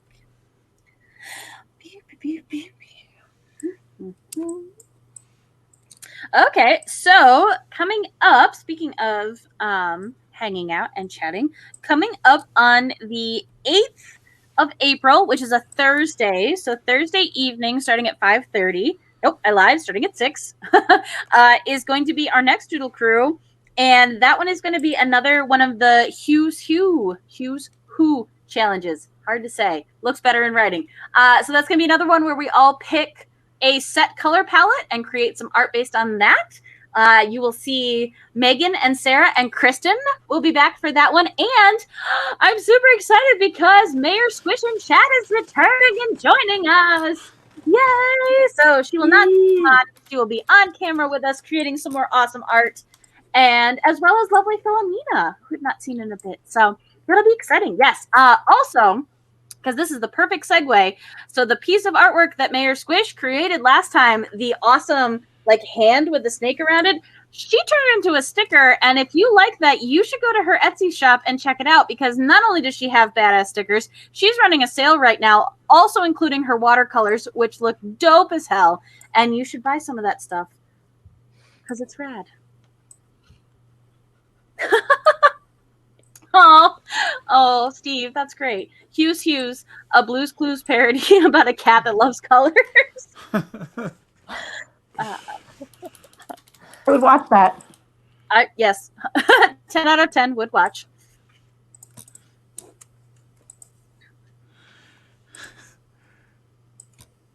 Are you ready to solve a mystery, Hughes? Steve, look at these colors, man. Colors, man. I can see them. I can see the colors. Staring into the corner. It's like, you see the colors on the wall, Hugh? You see it? It's like one of my favorite. Well, they're all my favorites, so that's not an easy differential.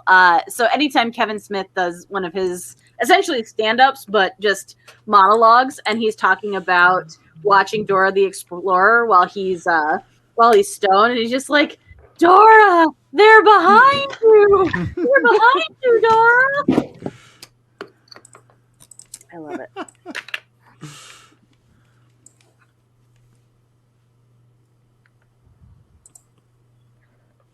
I don't even remember what that one was on.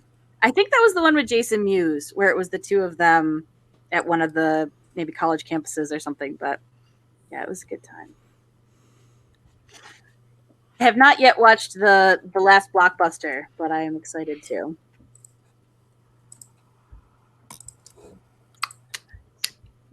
Peek.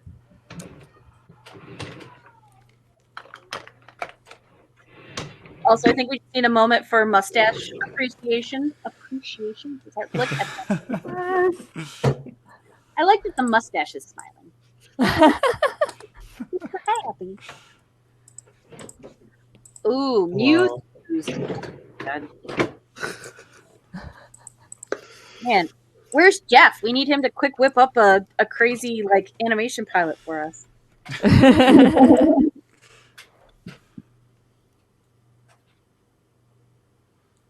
Pitch, as those of you in chat might know, but Jeff Munn, an artist on Doodle Crew, does a lot of very cool animation. If you follow his Pocket Science Studio, he's doing some cool wrestling animations that's happening right now that are really fun. So you should check those out. They've got great style, especially if you are a wrestling fan. And even if you're not, if you're just an animation fan.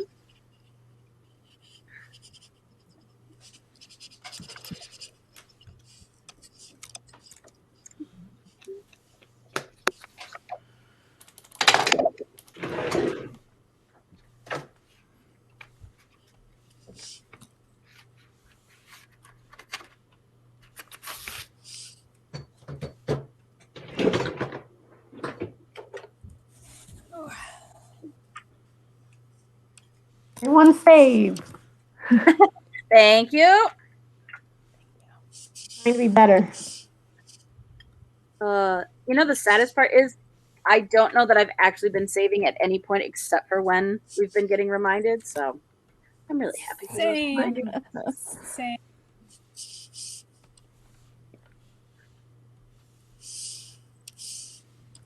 Okay. I think the positioning is good. That always takes the longest.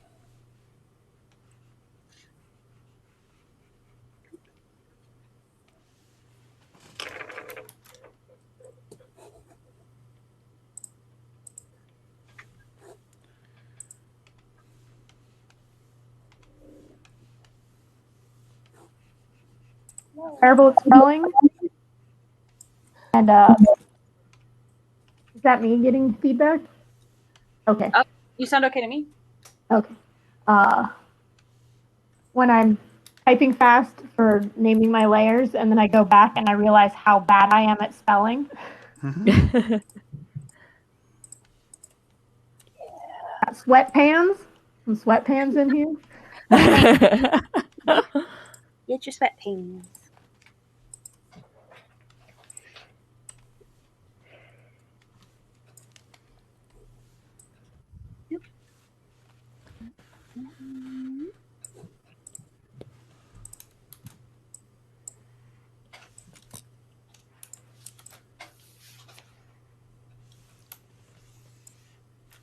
God, these lashes have had it. Oh no! There's like 3 layers of glue on them.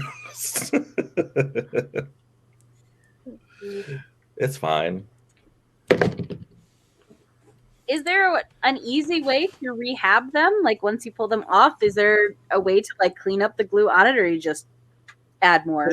Like you can use rubbing alcohol and like a toothbrush to gently do it, but these lashes are stacked. Oh. So if I do that, it means the lashes also come apart. Oh, not too. And we don't want that yet. I'm not doing drag often enough to invest in cutting up and putting together new lashes.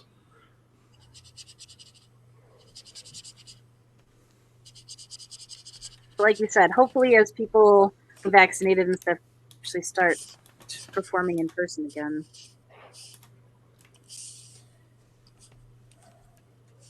Hi, Confetti. My other cat's here. He doesn't like being picked up, though. Oh, Sacrifices must be made for the sake of the chat.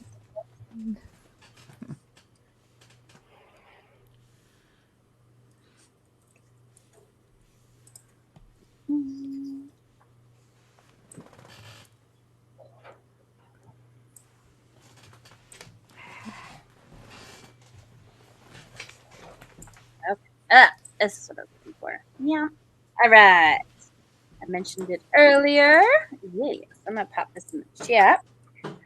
But chat, that is a link to Mayor Squish's Etsy page. The sticker I was talking about is called Lilith. Also, it sits next to one of my favorites, which is called Hollow, and they're just super fun. But also, like, definitely check it. Like 20% off this stuff. It is ridiculously well priced. Plus, I mean, bonus for me, and maybe I'm just weird about this, but I love it because the packaging then comes from across the pond. Like it's not just within the US. You get cool mail from another country.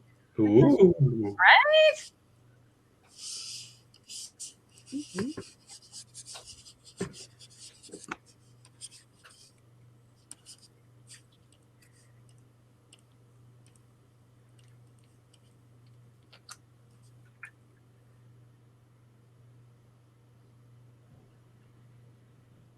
Also, Megan, I'm feeling big vibes with the big baddie back there. Like that. Hey, powerful. I like it. I love that he originally had blue lips and like these claw nails. So I'm just like, yeah, we'll just keep those. I see no change needed, really. You know, just the beard. The beard's not really wanted here. We'll put it on his head or her head.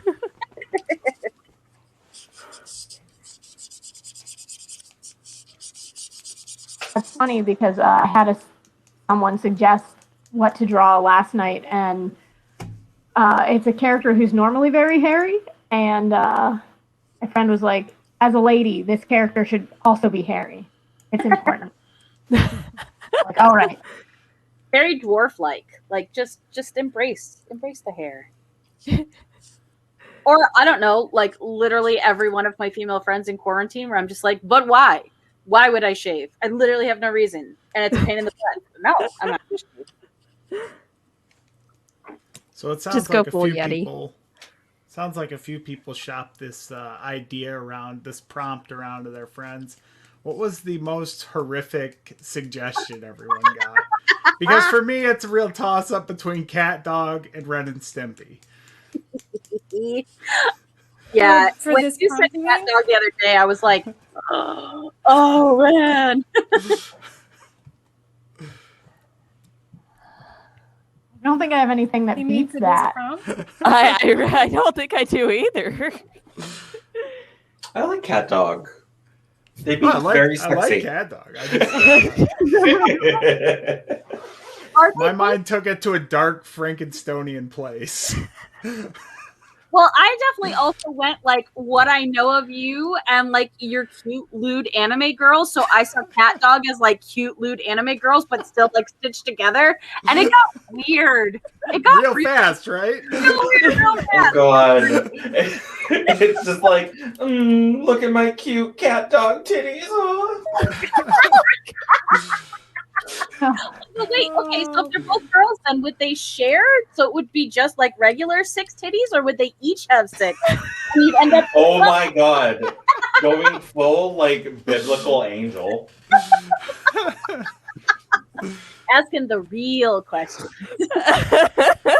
The world needs to know this. No, Joey, I have so many questions. I think cat dog would have 12 titties. Oh god, oh, it's so good.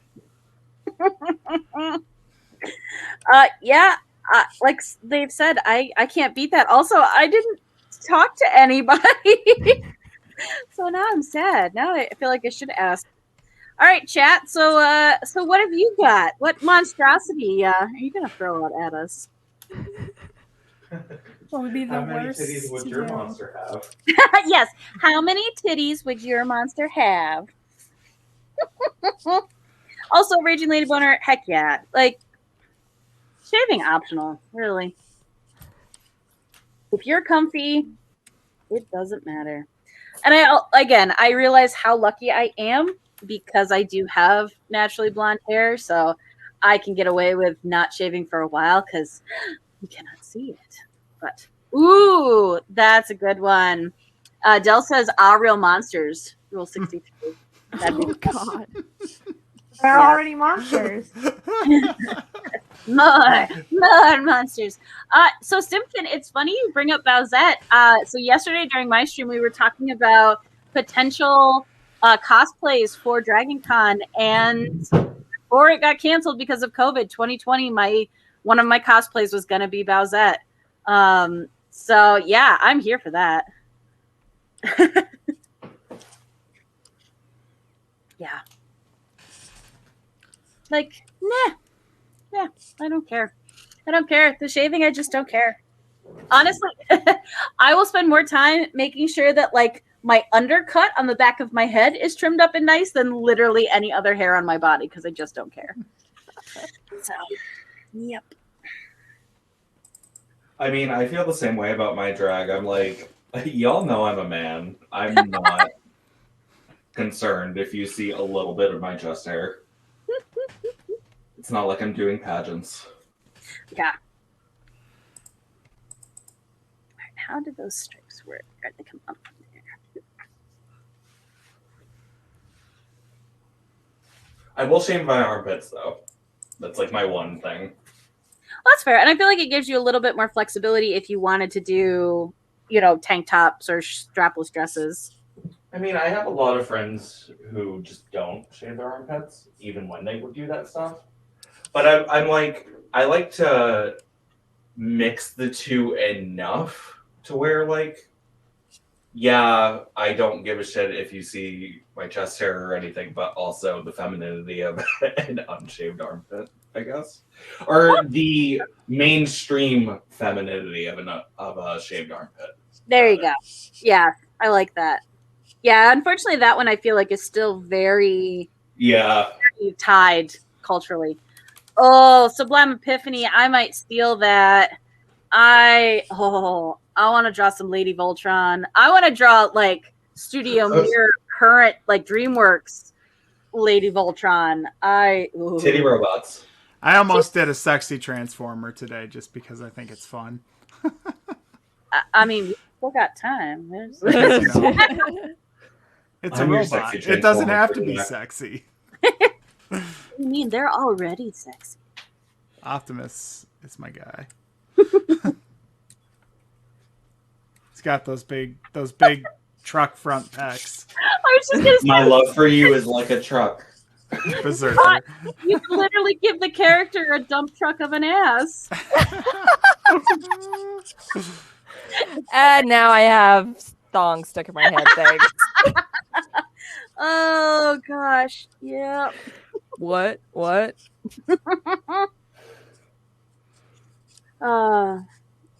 This is good Yeah, for Saturday morning. This is this is how you I know like my this. brain is broken. This is this what is better than happens. Pop-Tarts. I mean, there are a lot of things better than Pop-Tarts. I have not eaten. I do like Pop-Tarts, though. Okay, so big divisional question. Were you a like chocolate s'mores, like sweeter end of the Pop Tart, or were you in the fruit camp? Because I was full fruit camp. Like I was wild berry with the blue. When I was little, I was full fruit camp, and now I'm mostly like s'mores and stuff. Same. I'm the opposite. S'mores when I was a kid, fruit now.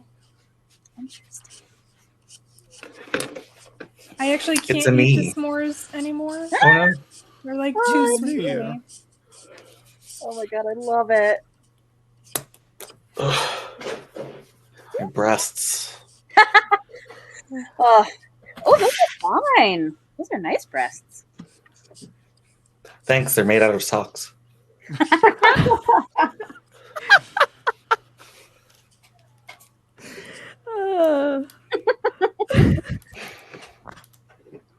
I'm not wearing tights or anything today. I was like, this isn't like a full costume like Sailor Jupiter, so not today, not this morning. Oh, but I love it. I like that wig too. It's the same one I use for my Velma. Oh, that's super cute. Yeah. Oh, also like the actual like frustration of trying to get my hair to curl like that. So I'm very jealous because I love that little curl. But crazy things happen in my house. Ooh. All right. So Dell's got a good. Oh, I love it. Dell's got a good one. Rule 63 cereal mascots. Going back to talking about Tony the Tiger. Trixie Rabbit, Tony the Tigress. Oh man. The Fruit Brute is still named the Fruit Brute. Countess Chocula. Oh, good. Oh, this is great. The I little want Francine Berry. Rice Krispies, Snap Crackle Pop, I think I've seen Snap Bet. some of that. The Crackalina. Snapettes. Snapettes. Oh, but they need to be like a 60s girl group. The Snapettes. Oh my god. The honeycomb crackhead. Oh, he was scary. I loved him. Oh, I love that cereal. Cereal is tasty. Which I'm so sad now because I'm pretty sure if I bought some of it now, I'd be like, oh, this is terrible. Why did I? No, honeycomb's still pretty good. It holds up. Okay, that's good to know. One of the few that does. Pops are still good. I was gonna say I liked Kicks, like just regular Kicks. I was down with. I feel like I liked Kicks more when I was a kid, and now I'm like, there's so many other better cereals I could be eating. That's fair. Hard edge. Also, kudos to you. You got that whole look together in under 2 hours. Like, that was It's because I covered my eyebrows in advance. It's a secret. So it's like I technically started at 10:30. Oh. Uh-oh. But like Jupiter was like, this is a look I've done before, whereas Jupiter was something new and I wasn't quite sure like what I was going with it and like what touches it would have. Gotcha. Why is that doing that? Wonder what layer I drew that on. Artist problems. Yep, Emily drew that on the wrong layer. Okay, it's fine. Also, I may have glued my eye open, but that's fine. What? When you're wearing lashes in drag, you really don't put them on the eyelash. You technically put them closer to like the crease because they're so big. Okay. And then you end up gluing your eye open. It's fine. Really happy to see you. I need to turn that layer off. I need to turn that layer on. By the way, kudos to Sarah for actually labeling her layers because I'm terrible at that. I'm a crazy person. I understand I'm the weird person. Nope. The only reason any of these layers have names is because I imported pictures that were already named. The honey. Okay, so we've got also the the Honey Nut Cheerios bee. I don't think he had a name. That's just Buzz. Bee Movie, but the bees are thick. Oh my god. Like, I'm sorry, but the memes about the Bee Movie still delight me to this day. Like, it is such a strange movie, and it is so, like, we are so beyond it now, but beyond it. But it's just such a weird movie. It is. What's the deal with The bees? Cheerio bee's name is Buzz. Yep. Yeah. That makes sense. Yeah. I feel like I've his heard original him voice being was- called Buzz in the Honey Nut Cheerios commercials. I feel like there's like an adult that he's convincing is going to die of a heart attack, and he's like, "Thanks, Buzz." Like nonchalantly. Billy West does his voice. No way. Or did. I can I don't hear know it. if he My still guy. does it. I mean, it fits. That makes so much sense. It's just, again, I love it. It makes me happy. And hey, Sarah, for the folks at home, can you tell people why they might know the name Billy West? Sure. Saturday morning cartoons. He was Doug Funny, and he was both. Billy West was Doug Funny? Yeah, and he was Stimpy. Yep. Yeah. And then so many voices. He was the Red M&M. Basically everyone in Futurama. Yeah, he's still the Red M&M. They do exist. Oh, I love that commercial. I'm glad That's it's one of my hilarious. favorites. I still love that one. I love when he guest hosts or like guest voices on other things, and I'm like, oh my god, I know that voice. Wait, speaking of, there is a documentary called I Know That Voice, which is a phenomenal watch, and I highly, highly recommend. I do too. You like John DiMaggio, who does Bender? Yep. And Jake the Dog and a million other voices. Waka in Final Fantasy X. He hosts it, and it's amazing. Who I got to meet once in California. Very briefly, and I lost my mind a little bit. Yes. Simkin, I love this. Rule 63, Disney Gargoyles, aka Star Trek cast as Gargoyles.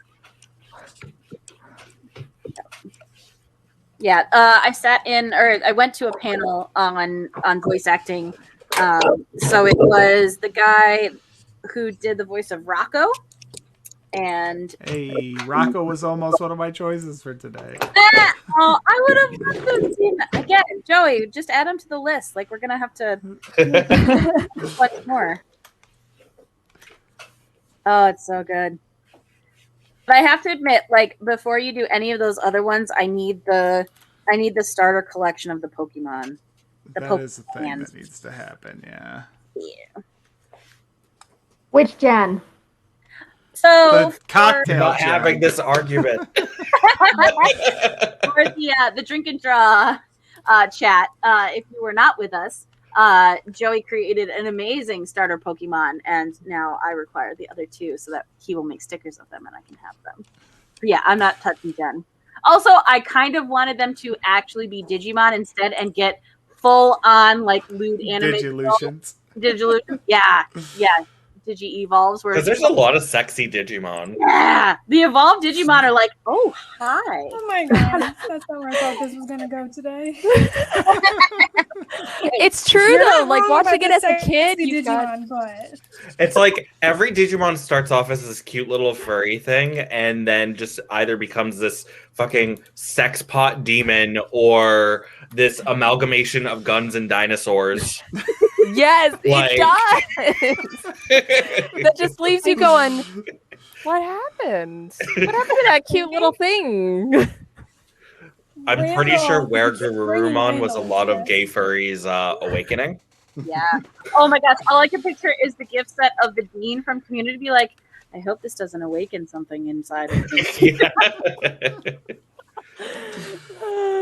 Yep. I just love in like Randall the Digimon shared something with. thing where they're just like, okay, so do you want Mecha Dinosaur or do you want Sex Pot? You get one or the other. you get to pick one.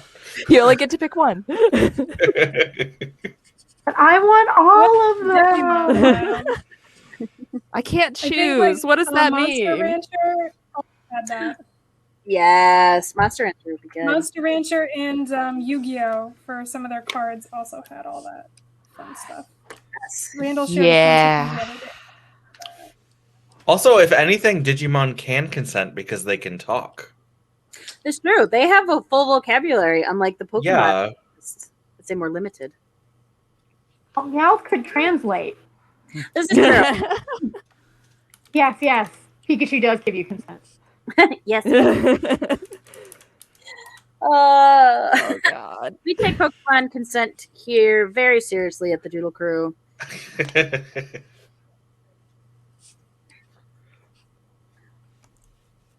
All right, opinion time. Should I keep? Sorry, off topic. Back to art for a second, for a quick second. I don't know if you want our opinions now that we're kind of on this topic. Yeah. Never mind. I'll just make it pink. It's fine. It's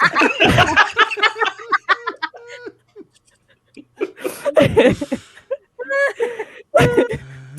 I love it so much. Oh goodness.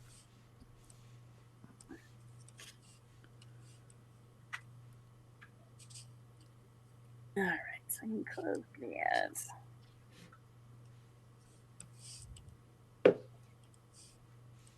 Oh my gosh.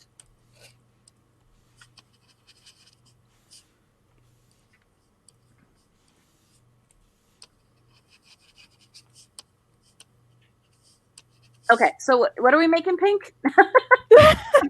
Oh, this guy's outfit. I'll just keep it pink. Yeah. Oh, I like it in pink. I do too, actually. I should have just color filled it and been like, it's fine. Also, I remember like Pirates of Darkwater had a really interesting color palette for some of their stuff, and I don't know if that was just of the time or like I don't know. Like that one stands out to me as being different than some of the other cartoons. It was like looking through for reference photos and stuff. Like we got characters with like lime green hair for no apparent reason. It's just like a dude with a mustache, and I'm like, and it's like a side character or something. They probably helped out, and I'm like, why? Why is this color palette here? But why? It is an alien world. It is. Maybe that's why it was so funky, because it was an alien. It was set on an alien planet. Oh, that's true. I think I forget that part of it. I mean, it had the other classics of like an 80s, 90s cartoon. You got a trio group of heroes. You've got the annoying sidekick furry character. Nibbler, the flying monkey. I couldn't remember if his name was Nibbler. Really? Nibbler, yeah. Yeah, Wait, Nibbler. like drama Nibbler?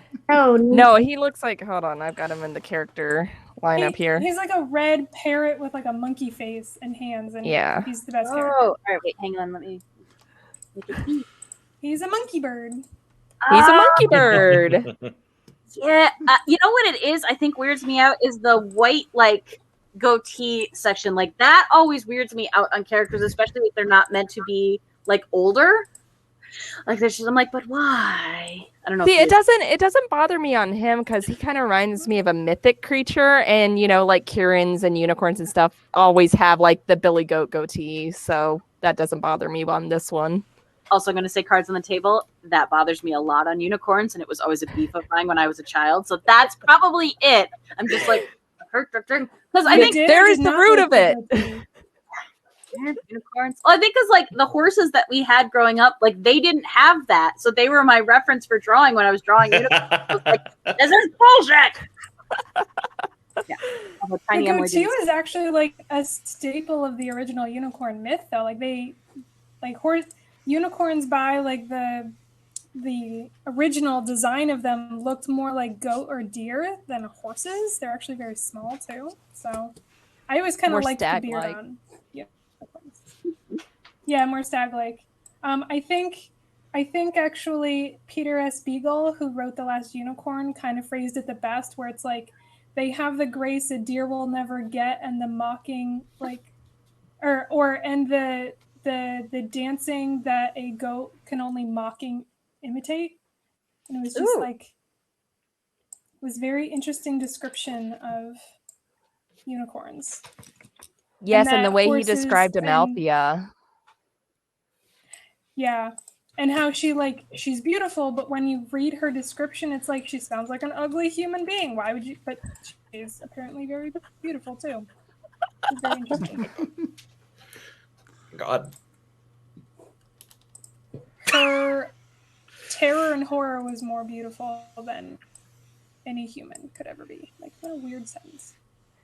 Really weird descriptions. And like she used to be seafoam green or something in color, and then she's more gray, and you're like trying to picture a seafoam gray color, like a greenish gray, and you're like, that doesn't sound very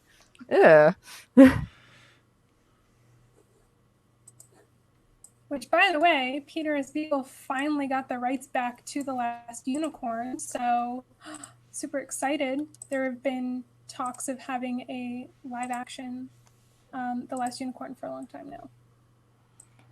So we might get I don't know if I want I it. don't know if that would work in live action. So I'm legend. It's legend in my head. Oh. So I'm all for it. So there was a German director who actually did get the rights for making a live action The Last Unicorn movie, and he released a ton of concept art. They had a CG test of what the unicorn would look like, since obviously the unicorn is going to be completely CG. Back at the time, Christopher Lee even said that he would reprise his role as Haggard the King.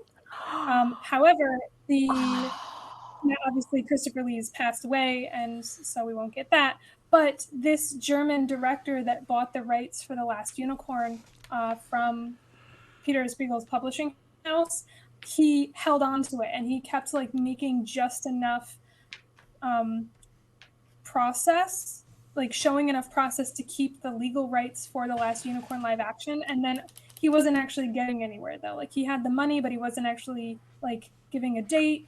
He had casting, but they had like stopped production. So long drawn out process of Peter Spiegel trying to get the rights back so that they could then go to actual people who could produce the movie and like produce it the way they wanted, because they were having conflicts of interest as well. Like, because Peter Spiegel's very hands-on.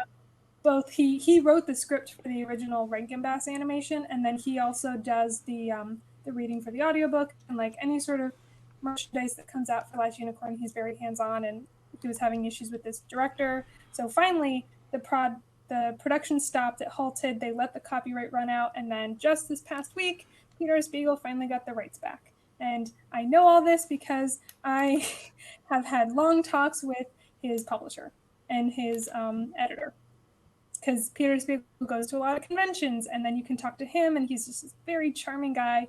And then you talk to his editor, who is standing right next to him, and he'll just tell you this whole story. Because he wants it to be known. He wants the public to know, like, yes, we want to make this live action movie. We have for many years. We gave the rights to a guy who ended up not really following through with the project, and then he's being a butt and holding on to it. And then they wrote articles. You can find all this stuff online really easy. So I would be excited because I've seen the test animations.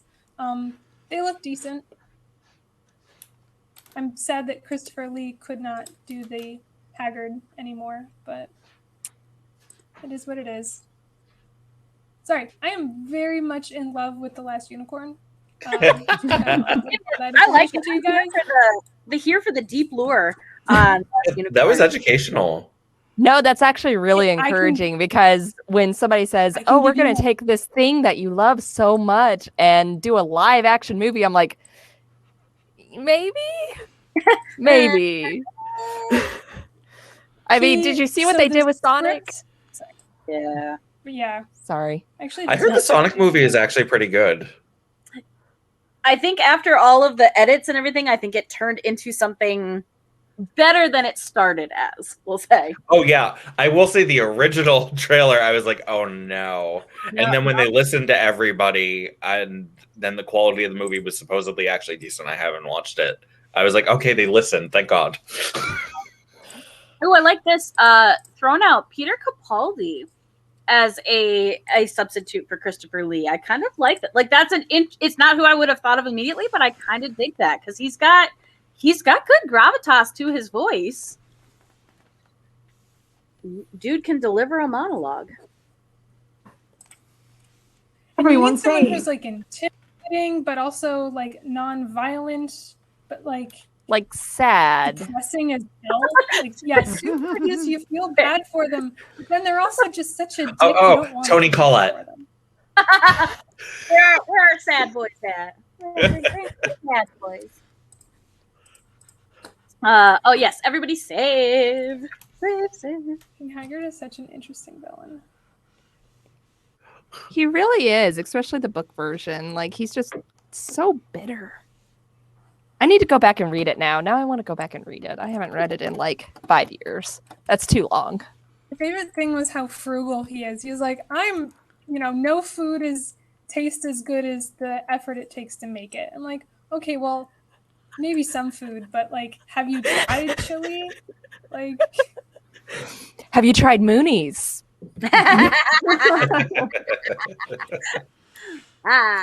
Callback.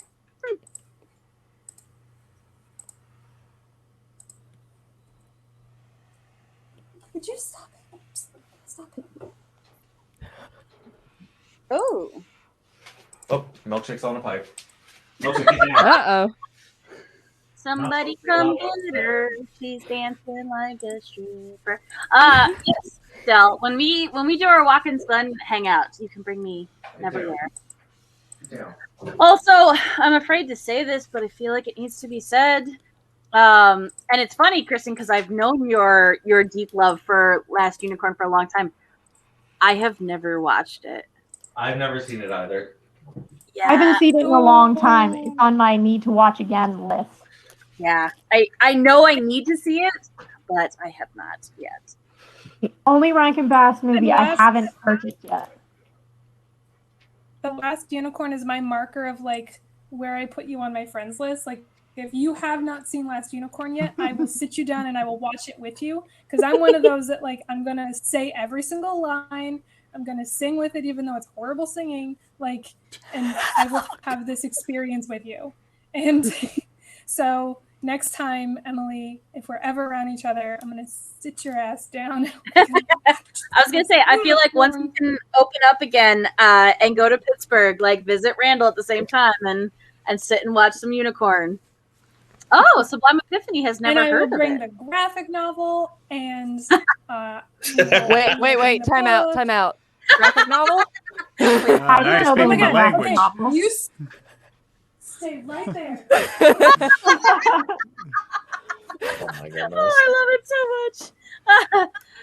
Yeah, I'm Sublime sorry, I gotta geek out. we are wealths of knowledge, and it's not just art; it's all sorts of things. Wait, this one too. Okay, out of the way. Oh, please. We're just breaking everything in our excitement today. Just fix that a little bit. So, by the way, I will first off start by saying, if you have not read anything else by Peter S. Beagle, he is a phenomenal author. He writes amazing books. My personal favorite book of all time, this is my second favorite. My first favorite is actually Tamsin, which is about a girl that moves to Scotland. So it's actually, and she meets all the like weird Scottish mythological creatures. But this Last Unicorn book, the Unicorn Sonata, is full of other stories that Peter S. Beagle has either collected or had a chance in writing. This is the Last Unicorn. Oh, sorry, there's a glare. There you go.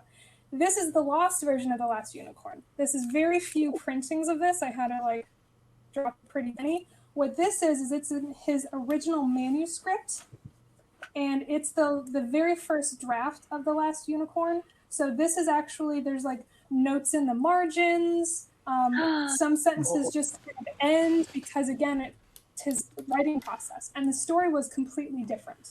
Rather than the unicorn hanging out with the magician Schmendrick, she actually hangs out with a demon, a two-headed demon from hell. What? She fights yeah. Oh, and it takes place in modern day times, by the way. So it's the same. Oh, more process like where she finds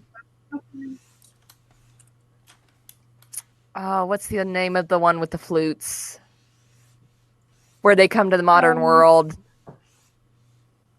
What? Oh, hold on, Not hold familiar. on. I got We're nothing. back, a dinosaur story? No. I love It's that movie. unicorns, but they come to the modern world and they have a human form that they have to take. But it's My set Little in like Pony. the 80s. Street sharks? Maybe it wasn't a Peter S. Beagle. Hold on.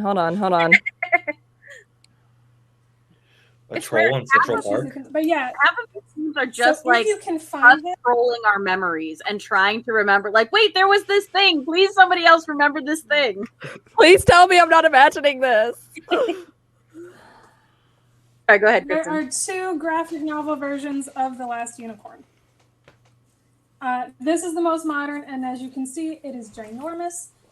By the way, it is signed because I go to every convention that Peter S. Beagle goes to, and I listen to every talk he ever gives. He's a phenomenal human being. But yeah, it's beautifully illustrated. This is the collector's edition of The Last Unicorn, and it is the entire story, graphic novel. So it follows the book, but it does have, interesting enough, some ties to the original animation. But there are some variations between the animation. And then in the back is all fan art that they've collected. Like, Oh, that's that's just cool. They just have Very like cool. fan art. So that's the newest version of the graphic novel. There's also the smaller version of the graphic novel, which is the same exact art. It just does not have the compendium in the back or any of the fan art, but it does have some of Peter S. Beagle's additional poems. This is also signed by him because I'm a huge nerd. So same graphic novel, 2 different versions, because of course I have both versions. The lost version of The Last Unicorn, which you can maybe find a copy of it online, but there was only 1,000 of this sold. So I have like number 508 of 5,000. I had to drop like a lot of money on this, but it's awesome. So anyway, I'm Now, a huge Last Unicorn fan. Thank you Which for coming to my publisher? TED Talk. Which publisher worked on the graphic novels?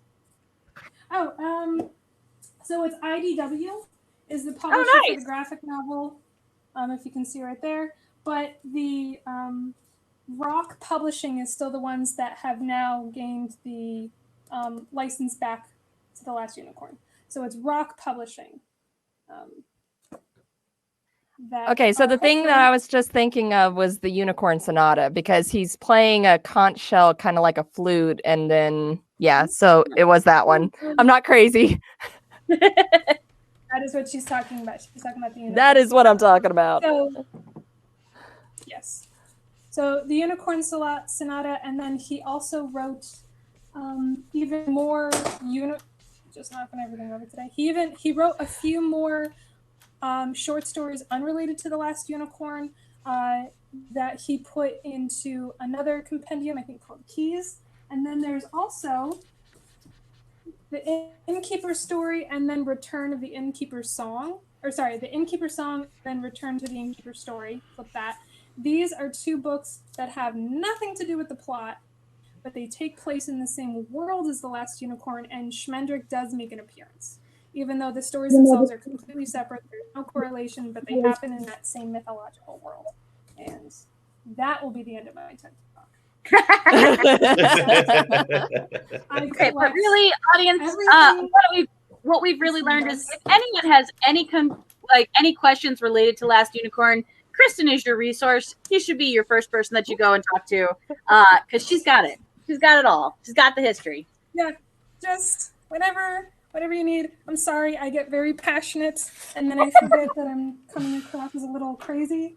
But yeah, there's a lot more to the Last Unicorn franchise than people usually think, and there's just awesome stories that come out of the whole Rankin Bass film that I could go into for days. But the only thing I'm missing from my ginormous Last Unicorn collection is I still don't have an original cell from the Rankin Bass animation.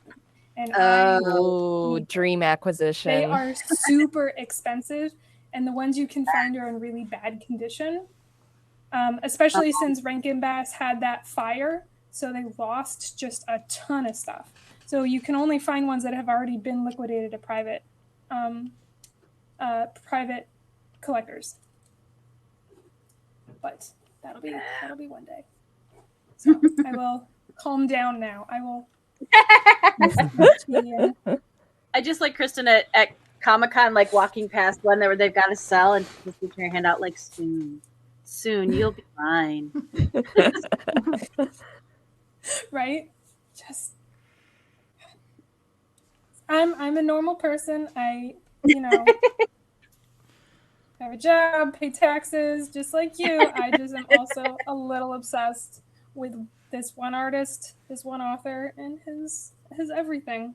He's a phenomenal. If you can ever meet him at a convention, I don't know if he goes to them anymore. He hasn't for the last 4 years, but he used to go to Otakon every single year, and he talks to you like he's known you his whole life. He talks to you like you're the grandkid visiting, and he's just going to tell you this like awesome story about when he was a kid or like his life experience, and he never talks to you like, oh, so you want to get into writing, let me give you some generic advice, or he's like, oh, thanks for coming and signing my book. Like, he immediately just jumps into a story about, so here's an epiphany I had when I was 16 and working at a car wash. Like, just a great person to talk to. And he has to be told to move on to the next person, because he will just talk to you the whole time, giving you his undivided attention. Oh, that's wonderful. Such a cool person. Well, again, we come back to the magic of convention and how much pretty much all of us miss it. And it's literally interactions like that. Like, it is so phenomenal to have the chance to talk to a creator that you admire, or somebody whose work like you've consumed as an adult or even as a child. Like, to be able to interact with them is really, really cool. And when they turn out to be cool humans, it's just the best. Like, yes, Sublime Epiphany. I miss it so much. I am excited for possibilities of virtual elements to conventions going forward, and the ability to participate in some, even if I can't travel to them, looking at you, all of the ones that happen in Europe and France and all of those cool things. But also, like, I just can't wait to actually be back in person and have those connections, those interactions, that very specific con fatigue that is just the most wonderful fatigue. Yes, it says I can't wait to not be able to walk after running convention. Yeah.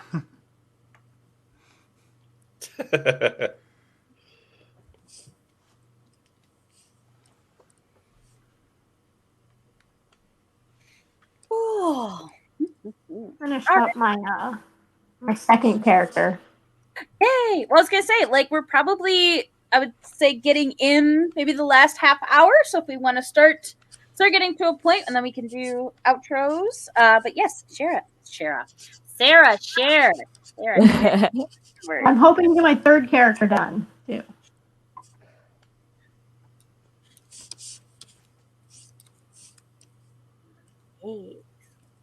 Aww. Casey to the August.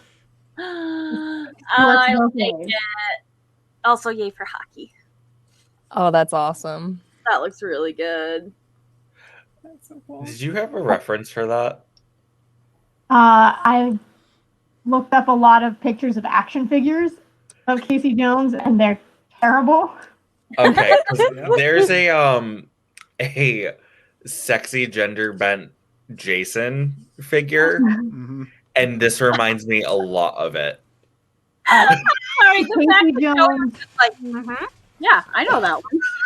Oh my god. I haven't gotten. The Casey Jones action figures look a lot like the Jason Bourne Freddy. action figures. Oh, I wanted the Freddy. I want all of the horror movie ones. Yeah, Oh see? my gosh. Yeah, I admit that style, I love it. Like, it's ridiculous, but I love it so much. The one that I always want to get is the human personification of Rainbow Dash is the one where she's like jumping up and she's got all the spiky, like, I want it. I want that one real bad. And I don't collect a lot of like actual toys or collectibles or pops or anything, but that's one where I was like, I might need that. Yeah, sexy horror ladies. I think there's one of Pinhead. There's one of Ash from the Evil Dead. Yep. There's one of Tiffany, Leatherface, Leatherface, a there's a Chucky, bunch I of them think. now, yeah. Yeah. Okay, stupid question, but who is Tiffany? Chucky's bride. Oh, I didn't know she had a name. She's played by Jennifer Tilly. How dare you? You want to talk about stuff I've never seen? That horror list is long. Yeah, no, none of the Halloweens, none of the Freddy's, none Nightmare on Elm Street, nothing. Oh my goodness. None of the Chucky's. I have watched parts of Hellraiser, and even though it's super old and it's like you can tell it's old, I was still like, no, I don't love this. Hellraiser is weird horror though. Like It's very Hellraiser is weird fun, horror. sexy horror. It is. kind of bizarre. I have a huge issue with Hellraiser in that I think when I was in high school, I had a teacher who gave us extra credit on some exam, and the extra credit was like, because it was Halloween, they like, okay, name the villain of each one of these movies, and it was like Halloween and Nightmare on Elm Street, so of course you're like, okay, Freddy, Jason, all that stuff. And then he put Hellraiser on the list. And I put the name of the dad, the guy that opens the box, and he's like, no, the villain's Pinhead. I'm like, no, he's not. Like, Villain is not Pinhead. the Cenobites The villain's the uncle. are not even... Yep. That's what I said. I said the dad. I meant the uncle. But yeah, I said it was the guy that opens the box, the uncle. Like, he had a name. I remembered what it was for the Frank. test. And he didn't count me. Frank, thank you. And he didn't count me as that. And I had this whole issue. And I'm like, no, the Cenobites aren't the villains. Like, they're... Yeah, the villains for the first two are Frank and Julia. Yeah. The Cenobites are just there by circumstance. Like, they're just doing their job. I took it up with him. And he never let me have it. He's like, no. Like, Pinhead, like, I wanted the monsters. Like, well, you didn't put the monster. You put the villain. It's not Hellraiser's villain. It's Hellraiser's monster. Yeah. Pretty sure that's racist to just assume all monsters are villains. Shame on you, dude. Shame on you. So I took it to him, and he's like, no, you don't get that point. I was like, oh, you like show up with a full essay you've written about it. Like, pull up the projector, please. I have a PowerPoint I would like to show you for my reasons why you are wrong. I was so upset, like I almost got my parents involved, and I was like, look, can you talk to this guy? I need this extra credit. I need more than the extra credit required. This isn't about the point anymore. It had nothing to do with the point. I don't think I needed it for the test. I was just super upset because I just watched that movie. So like I knew, man. I knew. Like you didn't do your own assignment. Right? Oh my gosh. So by the way, I teach now and I give whenever my tests hit Halloween, I give them that, and I make sure that I know to grade them correctly. And then you get to argue with the students that are like, no, it's Pinhead. Like, oh girl, don't you even. Don't at me. Do you want me to go into a last unicorn-esque rant about how it's not Pinhead? I will. Yes. Oh, speaking of, Sublime Epiphany says, I just want you to know that your passion for The Last Unicorn inspired me to try and find it on Audible. So, also, Del, one of my favorites, like, quote from Wreck-It Ralph, you are a bad guy doesn't mean you are bad guy. So, I actually saw Wreck-It Ralph for the first time the other day. Oh. Yeah.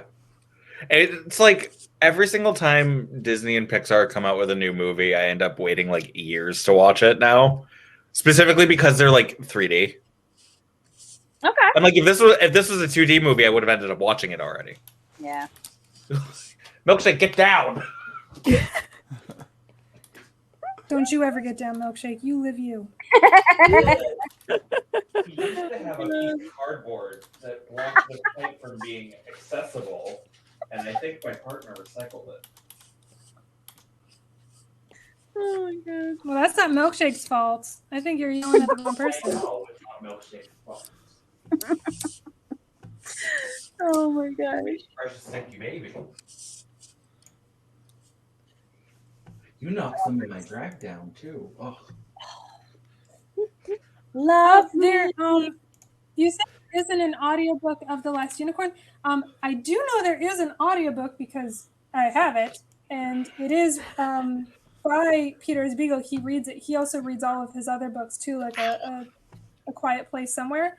I don't know where the audiobook is. Like maybe it's just not on Audible, but I know for a fact there is an audiobook because what have I been listening to? Also, I'm pretty sure if you threw her some money on like a Patreon, Kristen would just read it to you. Yeah.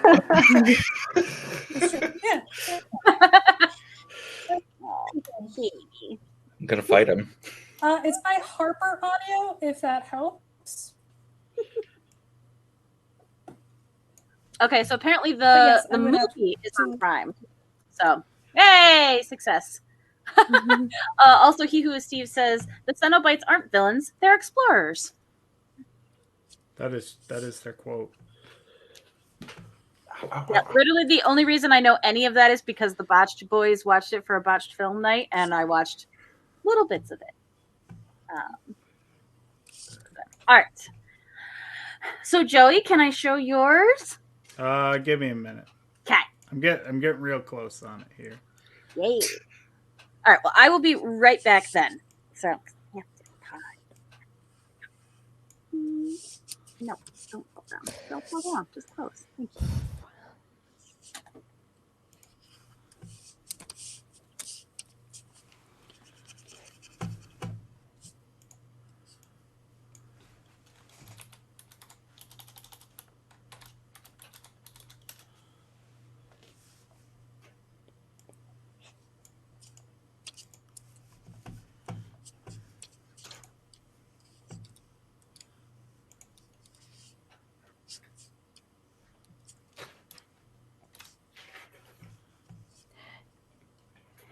I like that earlier Kristen was like, so I might not be here for the whole thing because my internet keeps dropping, but it's been here the whole time.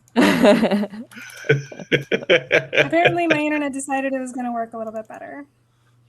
It's like, no, this is important. Right? Well, it was funny. It dropped while we were like in StreamYard waiting to go live. It dropped like 3 or 4 times, and then all of a sudden now it understands my importance of what I need to say. I guess. If you were hoping that it was going to drop me, I'm sorry to disappoint. No, I'm just thinking about it. I'm like 3 hours later.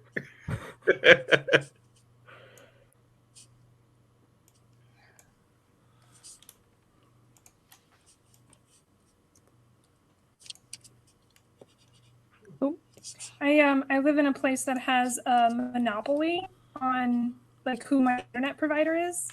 So it is a pretty bad internet provider. Like it's a really small company, only local to my area. So we have internet problems with them a lot. Oh. That sucks.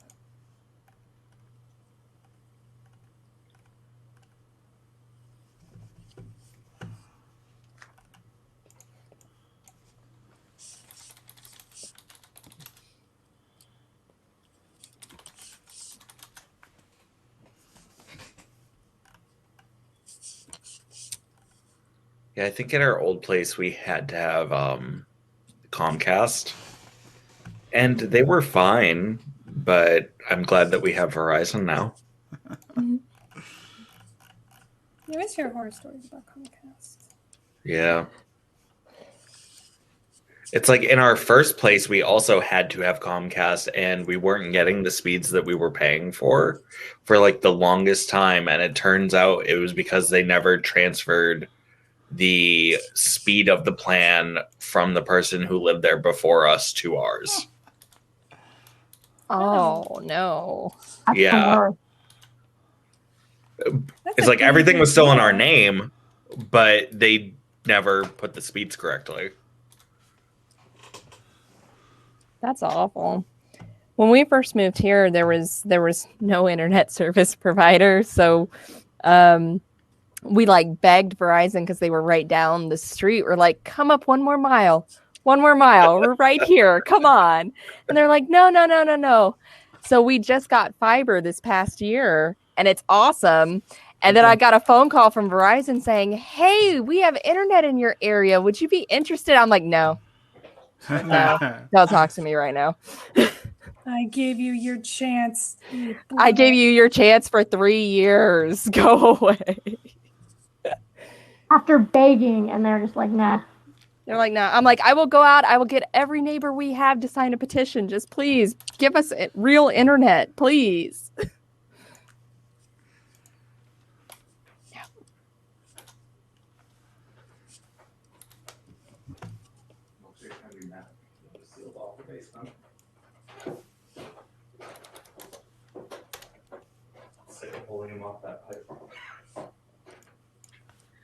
Joey, are you ready? I'm finishing a graphic design element. Okay. And then I'll be ready. I'll give you a high sign. I'm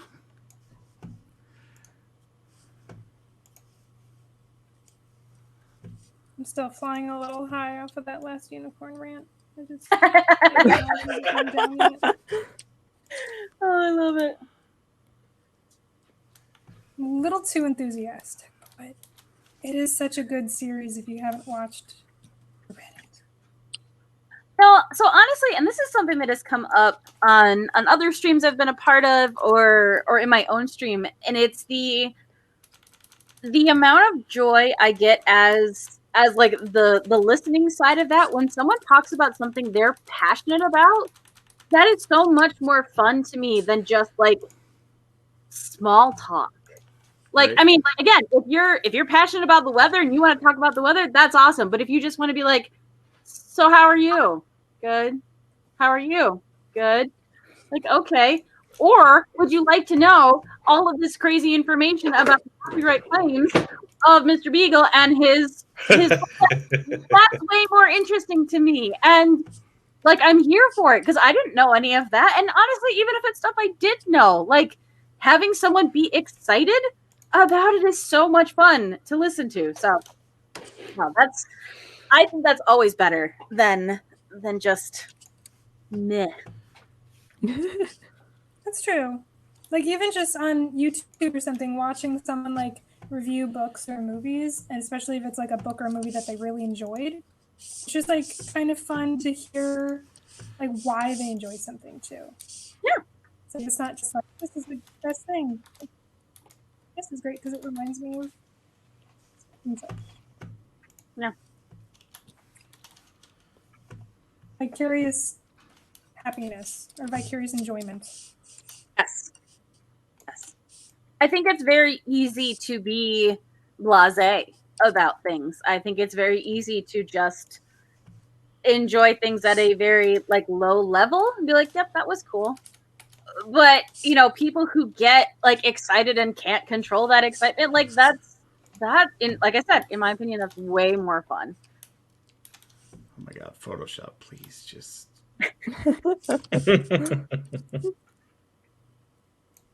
Same. Just work with me, man.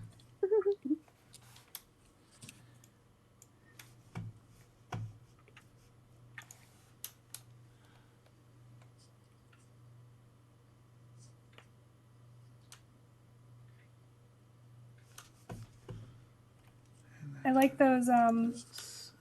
There's a number of them, so I can't name a specific one, but there are videos where a person is just doing their makeup, like phenomenal eye makeup or something like that, and then they're telling you some like historical thing, like, oh, today we're going to talk about how you know coins were invented, like the history of asbestos. But those are always really fun. Yeah. Oh, there's a girl. Like, her name is Bailey. But then they're also interested in doing makeup. Yeah, so she'll do her whole face of makeup, like crazy good makeup, and she'll tell you a true crime story about like a terrible serial killer while she's doing like these great like eyeshadow and wings. And I'm like, yep, I like both of these things. I'm here for it. All right. Well, I think we I'm have going to people add in some the chat. splatter effects to this, but it's pretty close. Ready? Oh, that's so cool. Here, let me That's get fun. Photoshop out of here. Oh, Joey, the colors look so good. Yeah, splatter will be dope on that. Look that. Oh, that looks so cool. I wanted to animate I want know. it to move. I know. just the hair and Yep. the tattered cloth. So Joey, I hear that when given a universe to work in, you go above and beyond and create motion comics. Like, does that count for this too? I mean, maybe at some point we'll see a little. No, that really looks great. That turned out so cool. I also like I like the subtle. I say this with a lot of love, like non-sexy version of like her wrap with just the one shoulder in, like. It looks practical. It looks like it works. Like she is not any less sexy because of it, but like it looks practical and it fits her body very well. And I love that. I knew I wanted to do this because in my mind, here we go back to the Mandela effect. I remember like every Samurai Jack fight, like half the gi ripped off. And I could not find one of those for reference. I looked so hard to find one of those images. I could not find it. I could find like the whole top gone, or I could find it like shredded, but I could not find just the one shoulder exposed. I mean, did you go to DeviantArt? Because I feel like they would have that. Yeah, I mean, I was looking for actual show stills, though. So. Oh. No, that looks great. Yeah, that I could see that being. I mean, that'd be a great poster. Like landscape of that. Like, it's so good. It's so good. Well, Also, I love that you did black and white. That I don't know why that makes it so much stronger, especially with that yellow text. Looks so good. Again, it's something that I think you saw a lot in the series. Because the color palette was limited anyway to begin with, there was a lot of times during like the battle scenes and stuff where it would go like either just chunky colors and then like it would just be like grayscale. So, but maybe that's just how I'm remembering it. Well, also, I think something cool about that, whether we're remembering it correctly or not, that was such a revolutionary style change when that came out. And like, even if you're not taking like direct inspiration and drawing just like it, like the inspiration from that and how that like changed a lot of our art or how we thought about what art could be. Like, I love that part of it. Right. Because I even think about like when the Clone Wars, the original 2D one came out, and it was in that style. Like, I had never seen Star Wars in that way before, and I was like, oh, but this works. This works like this, and I like it. And again, honestly, when it moved to 3D, I thought I was going to hate it. Actually, still really loved it in a totally different way. Yep. But again, not that I need to get too passionate about that, because if you want to talk Star Wars. Oh no, those original micro series though Join were me in the passion. So good. Like, I've still got the DVDs. Like, yes! I've gotten rid of a lot of my DVDs over the years, but those are two that I still have because I want to make sure I have the living media for it. Yeah. Yeah. Oh my gosh. This is a very weird segue, but again, in my brain, because when I should be trying to fall asleep and just doing like meditative breathing or something like that, I scroll through Instagram Reels for quick hits of serotonin boosts. But there was someone who, it was so cute and it was so innocent and so precious, and I just loved it. But this girl was getting super, super excited about it. She's like, I've seen this all over on TikTok and everything, and I'm going to do one of these like window painting things. And it's literally like how you would paint an animation cell. And they're just talking about like, yeah, like it's so cool. I've been seeing people do this. And like in my brain, I'm like, aw, that's so cute. I'm glad I'm not the only one that thought that, because I saw the same type of video and they're like, how awesome is this? Can you believe nobody paints on glass like this? And I'm like, oh boy. Okay. I tell you about animation before big time computers, because I'm going to blow your mind. Whoa. Well, maybe we'll get some retro 2D animation, like cool stuff out of it. Maybe it'll become a trend. Yes. Yeah. Let's do it. I will say, on a funny side of it, I do love the move of animation becoming a lot more accessible through all of the technology, and now people who just want to do it for fun can make animations and put them on YouTube. And obviously, we go back to like Newgrounds and E-Bombs World and all of that. Oh, but man. nowadays with iPads and just like a free program, you could make an animation, and it's not this humongous production, we'll say, like it was in college for us. So I like that. That excites me, because that, I feel like, makes this very, very cool way of storytelling so much more accessible. And if you have a story that you are dying to get out there, there is a way to do it, and that's exciting. That is. It also makes animation more relatable, because now it's like, oh, we can make this. I can make stories I want to tell. Like, I think a lot of the adult animation shows, like obviously Futurama and Family Guy, help that. But then also when people can make something, it makes them like, no, now I can tell the story I want, or it makes me like animation more. Yeah. Or respect it more too. Yes. Yeah, no, I agree completely. Oh, again, speaking, if you want to get a lot of us really passionate, we could wax poetic about animation for, I don't know, about 4 years at college, I think. Way longer than that. Not the college part, but way longer. So much longer. Yeah. All right. Well, yeah, since we're getting close, so those of you who are done, I'm going to start with Hebe, because you finished first. I just like sitting here. And we'll start our outros and get people to find us places. But yeah, so starting with you, so we can do one final review, top to bottom of your look, and then where people can find you. Get your boots in frame. I need my tits in frame. So this is the finished look. I am a gender bent version of Mario, and Mario's not Mario if you don't have the mustache, so duh.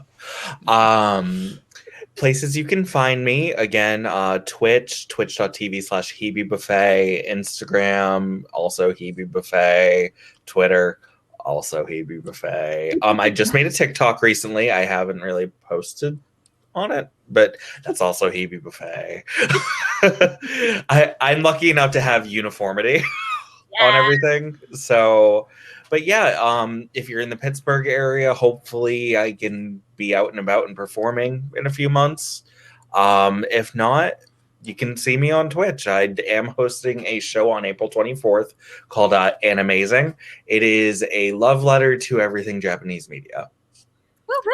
So, yeah.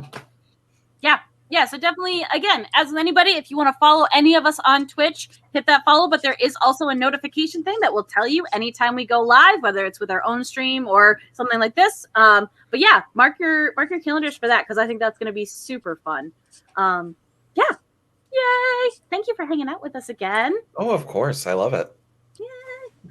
All right. Joey, do you want to go next? Sure. All right. I'm going to pull up the piece one more time just because I want to look at it. And I wanna make it presentable. Should have just kept it this way. All right. And I've got the new. Here's the correct one. Aha! Yeah. So I'm Joey. You can find me across the internet at Slooty Mage. I am also on Slaying Dragons in the Morning on Twitch and YouTube, where we do pop culture and gaming talk. Hit me up anytime. You just want to talk art or for commissions or anything. And if we ever get back to cons, come say hello. Yes, please, when we get back, when there's conventions again. Oh, yeah, definitely. When we can go outside. The outside, please. I'm so excited. Oh, kitty baby. Oh, all right, Sarah, do you want to go next? Because I'm totally gonna showcase you. You went away.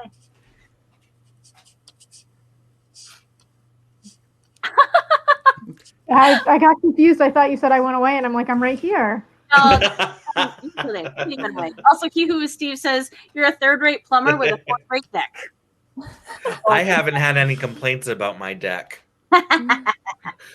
Oh, let me switch this one. Yeah. Oh, we're talking about Wolverine. That's so fun. Yeah, that was a suggestion I got last night, and I was like, I want her to be short and Wolverine, Yeah. and And then, rocking those hairy arms. I was gonna Yep. say, and it's the upper arm hair too. That's the.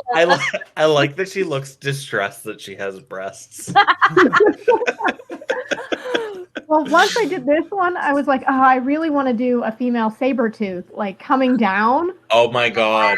Yes. And I was like, I'm not staying up any longer. Probably good. Yeah. I'm gonna do that decision. Go Well, back oh, I did it wrong. Here we go. Yes. Yes. Chris Evans says. April, Casey. Yes. Oh, I like it. Those are so fun. Full on 90s for me. That's great. Yeah. So tell people where they can find you and what you're working on and all that fun stuff. You can find me on Tumblr, swill182, or on my website, which is sarahwilldesign.com. I do comics, animations, illustrations, all the arts. Currently working on animations to help people with anxiety and stress. So fun, important stuff. I was gonna say, not that that affects anybody, especially after the past year, that we couldn't all use some of that. So yeah, good stuff. Very exciting. All right, Megan, would you like to go?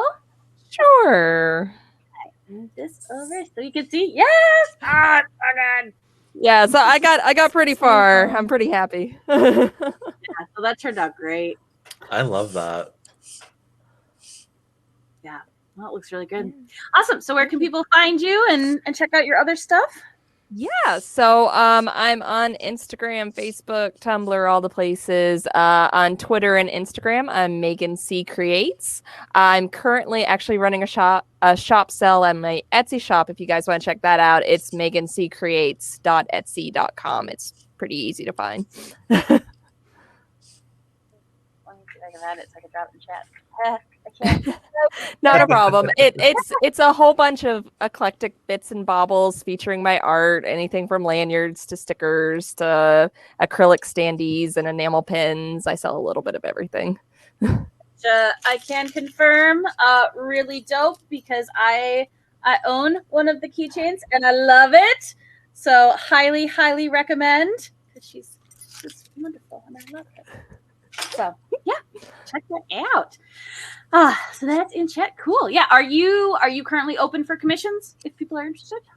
I am currently open. I probably won't be able to tackle them until next week, but if you want to go ahead and message me, feel free. Yay! Excellent.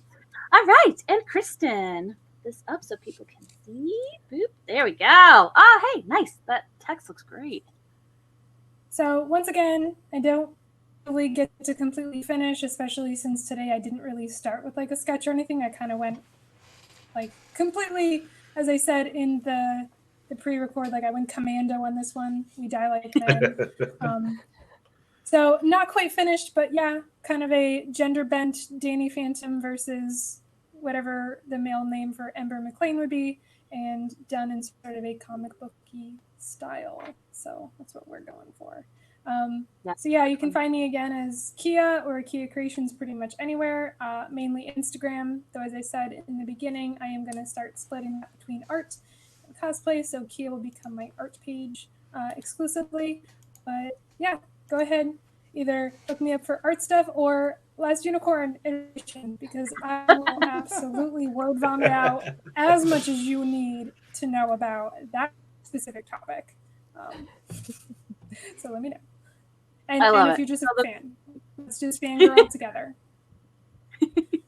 I feel like Ember's boy name would be like Blaze. Oh, yeah. That's perfect. Wow, that's perfect. Okay, look, I'm gonna Yeah, rename Blaze the McQueen layer still group works, to. I'm renaming the layer group to Blaze. That's perfect. I got to figure out to So- rename mine too. I haven't even tried. Save. That's what I'm going to do. All right. So Blaze McLean.